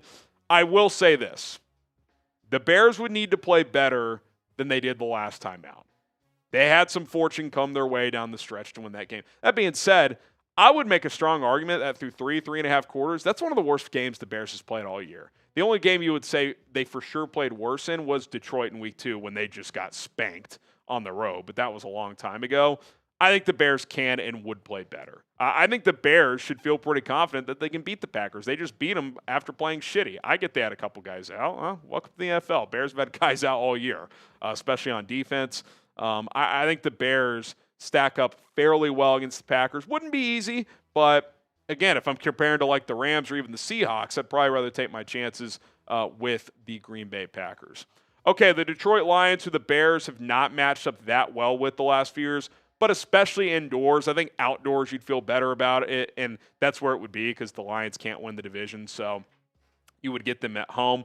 The only thing is if you do play them in the first round, that means the Lions probably got some of their mojo back, right? That means they would have won their last 2 games because they have to win out, and the Packers have to lose out for Detroit to make the playoffs. And you would have to play them for a second week in a row. I don't love that dynamic. Like, it's one thing to play the Packers for a third time in 6 weeks, but like 2 weeks in a row, that situation has always made me nervous. So I would rather avoid that. Again, it's a long shot Detroit even makes it at this point, but they are one of the teams you could play if you get the either number 2 or the number 3 seed. Make sure you guys are subscribed to the channel. We're trying to get to 147,000 subscribers. Shout out to everybody who helped us get to 146K. Free and daily Bears content for free. We don't charge a dime. We appreciate your guys' support. Out of that grouping, I think the 49ers and the Packers are the 2 teams I would look at. All 5 are tough, man. Like, really. Like, again, even Detroit, who's kind of been reeling, if they rally to get in, that means they've played well these last few weeks. We know their offense is dangerous. Green Bay is not going to be an easy out. San Francisco's not an easy out, but the Rams and the Seahawks, I think both those teams translate to cold weather. So I don't think you'd have some huge advantage over them at home. So, I guess I would pick the 49ers out of that grouping over all the other ones, but none of them would be easy, and there's a chance you'd be an underdog against all those teams from a betting standpoint. All right, if the Bears are the number 1 seed, who could they play? Well, all those teams we just mentioned are a team they could play. And then also 2 more teams, which we'll get to. Just a reminder, if the Bears get the number 1 seed, they get a first-round bye. So the way the NFL playoffs work, it's not like the college football playoff where it's a straight-up bracket. They would face the lowest seed remaining. So one of those teams we just mentioned, if they're in the wild card, like if the Rams are a wild card team, if they're like the 6th seed and they're the lowest seed remaining, they'd play them, right? They could also play as high as the 4 seed. That would be the highest potential seed they could face because they wouldn't play the 3 seed if they won because that's who the 2 seed would play if they won, so on and so forth. You guys know how that works. But Carolina or Tampa will be the 4 seed, winning the NFC South. the best case scenario would be facing one of those teams. We'll talk about that in a second. And again, you could face all these teams, which we just previously mentioned. Those are all options as well. But I think it's I would take my chances with the NFC South. We'll talk about it more here in a sec. But got to tell you guys about Prize Picks, the best daily fantasy sports app out there is Prize Picks. It's the holiday season, the best time of year for sports, bowl games, basketball matchups, playoff pushes. It's all happening at once. And while you and I are out here making decisions every day, what gifts to buy, what to eat, which game to watch, there's one place where it feels good to be right. That is Prize Picks. The way you play Prize Picks is simple. You pick more or less on 2 to 6 player lineups, and if you hit, you win money. Oh, and by the way, everyone's favorite Prize Picks holiday promotion is back. 7 days of Pixmas. Prize Picks is giving out 7 days of deals all the way through Christmas Day, including a Christmas Day max discount. Pixmas started on December 20th, so download the app today and unwrap those deals. Check out Prize Picks right now for this upcoming weekend, I should say. Actually, got a little Christmas special for you guys. Forgot I submitted this lineup. 3-player lineup. CeeDee Lamb, I think he finds the end zone. That's a demon play. Jared Goff, I took more on his passing yards. And then Bo Nix, goblin play to throw for more than half a touchdown. Just has to throw for one. $20 lineup to win $90. Download the Prize Picks app today. Use our code CLNS to get $50 in lineups after you play your first $5 lineup. That is code CLNS to get $50 in lineups after you play your first $5 lineup. Prize Picks, it's good to be right.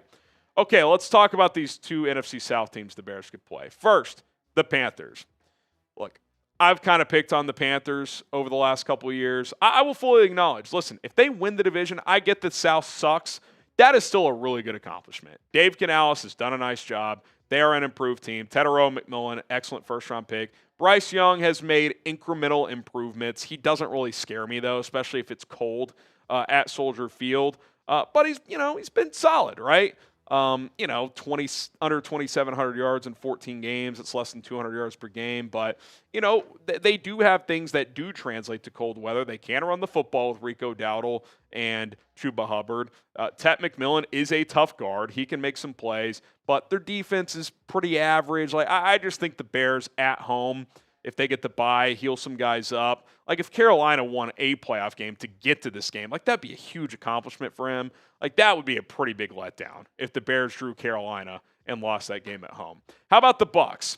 On paper, they should be good. Now, I know they've had some injuries, but Mike Evans is back now. They've gotten a little healthier on the offensive line. Baker Mayfield, guys, through a month, looked like the MVP. He has fallen off a cliff. Compare his first 6 games to the last 9. First 6, awesome, right? Completion percentage, touchdown to reception ratio, passer rating. He was running around. Past 9, I mean, he has just collapsed here. And, I know he's dealing with the left shoulder issue, and that's probably still plaguing him a bit. But turnovers, less touchdowns, QB rating 77. He is just not playing well. I mean, to be honest, this 9-game sample size, he's playing like a backup. It's not just he's playing like a poor start. He's playing like a backup. He has not been good. He's not generating explosives. He's not accurate. And listen, we talk about with Caleb Williams' his completion percentage, but Bears offense generates big plays. He's not generating big plays. It's a lot of underneath stuff. It's been a rough go. So I think you draw either of these two teams. Number one, they're both warm weather climate teams. You get them at home. That's your opponent to get to go to the NFC Championship game. Could you imagine that scenario? You get to play Tampa or Carolina to get to go to the NFC Championship game. That is about as good as an opportunity as you could imagine. If that situation plays out. I don't think that'll happen. First of all, the Bears have to get the number 1 seed, and I don't see Carolina or Tampa winning a playoff game the way those two teams have played this year. But if that happens, you better take advantage because that is an awesome chance to get to the NFC title game.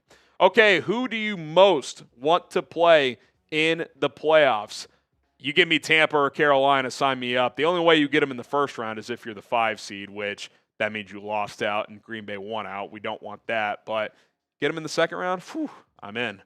And then lastly, if the Bears are a wild card team, because again, if they do lose out and Green Bay wins out, the Bears would fall to somewhere in the wild card, 5 through 7. They've already clinched a playoff spot, but the seeding would still be determined. You could play one of these 3 teams, the Rams, Seahawks, or 49ers, because One of them will win the division, and in that scenario, could potentially be the 2 or 3 seed, probably the 2.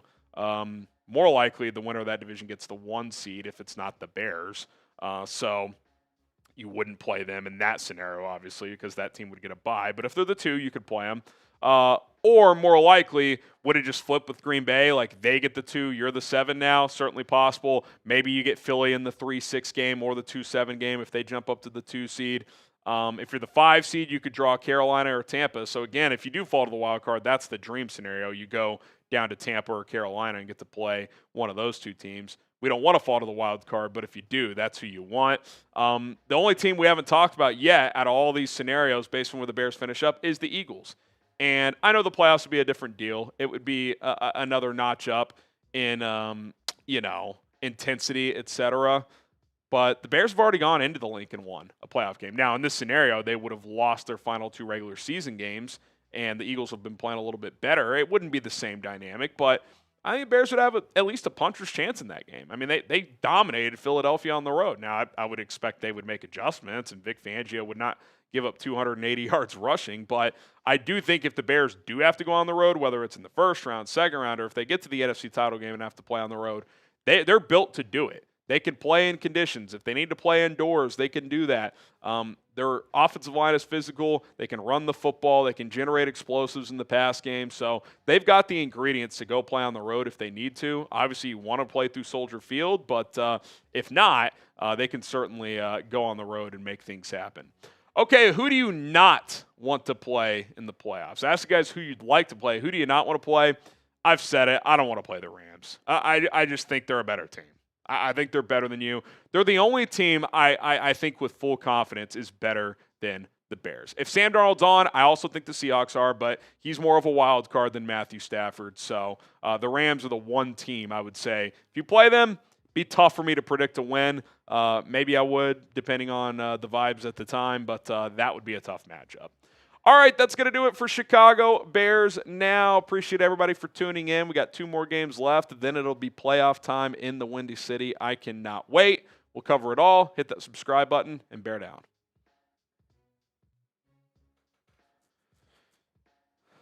All right. All righty. Alrighty. All righty.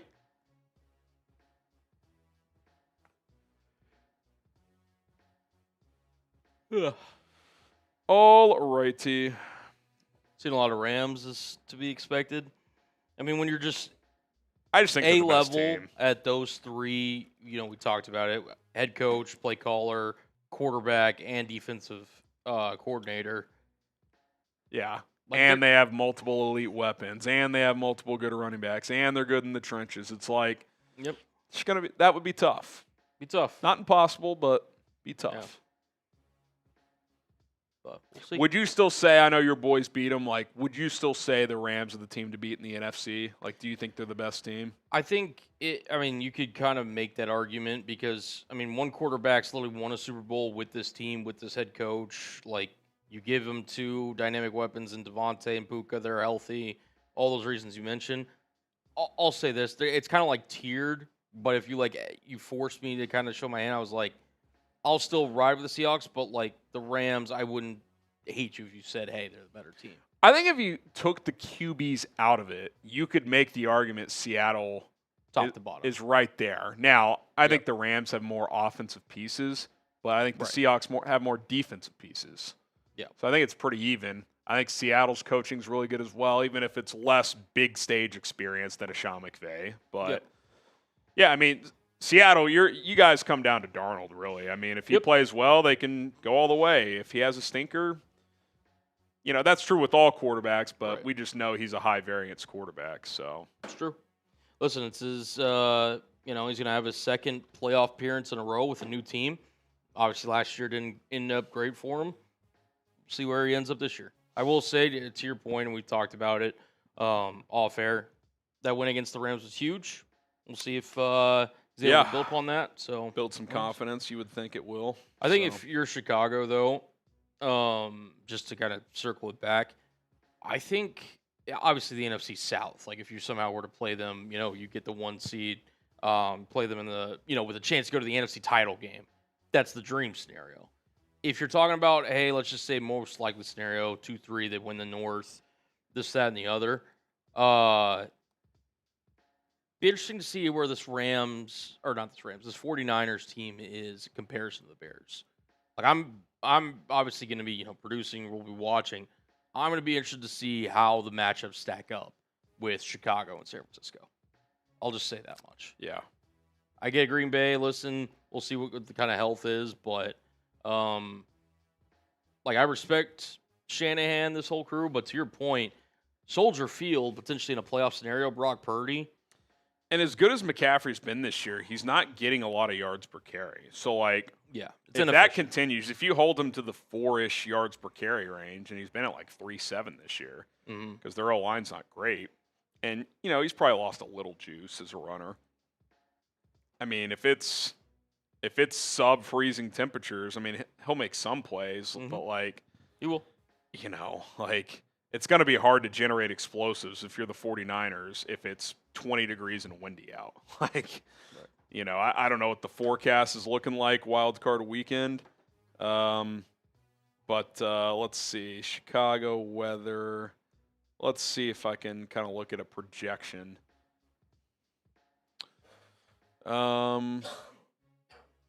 Monthly. Let's see. And again, when you get beyond 10 days, it can really change. But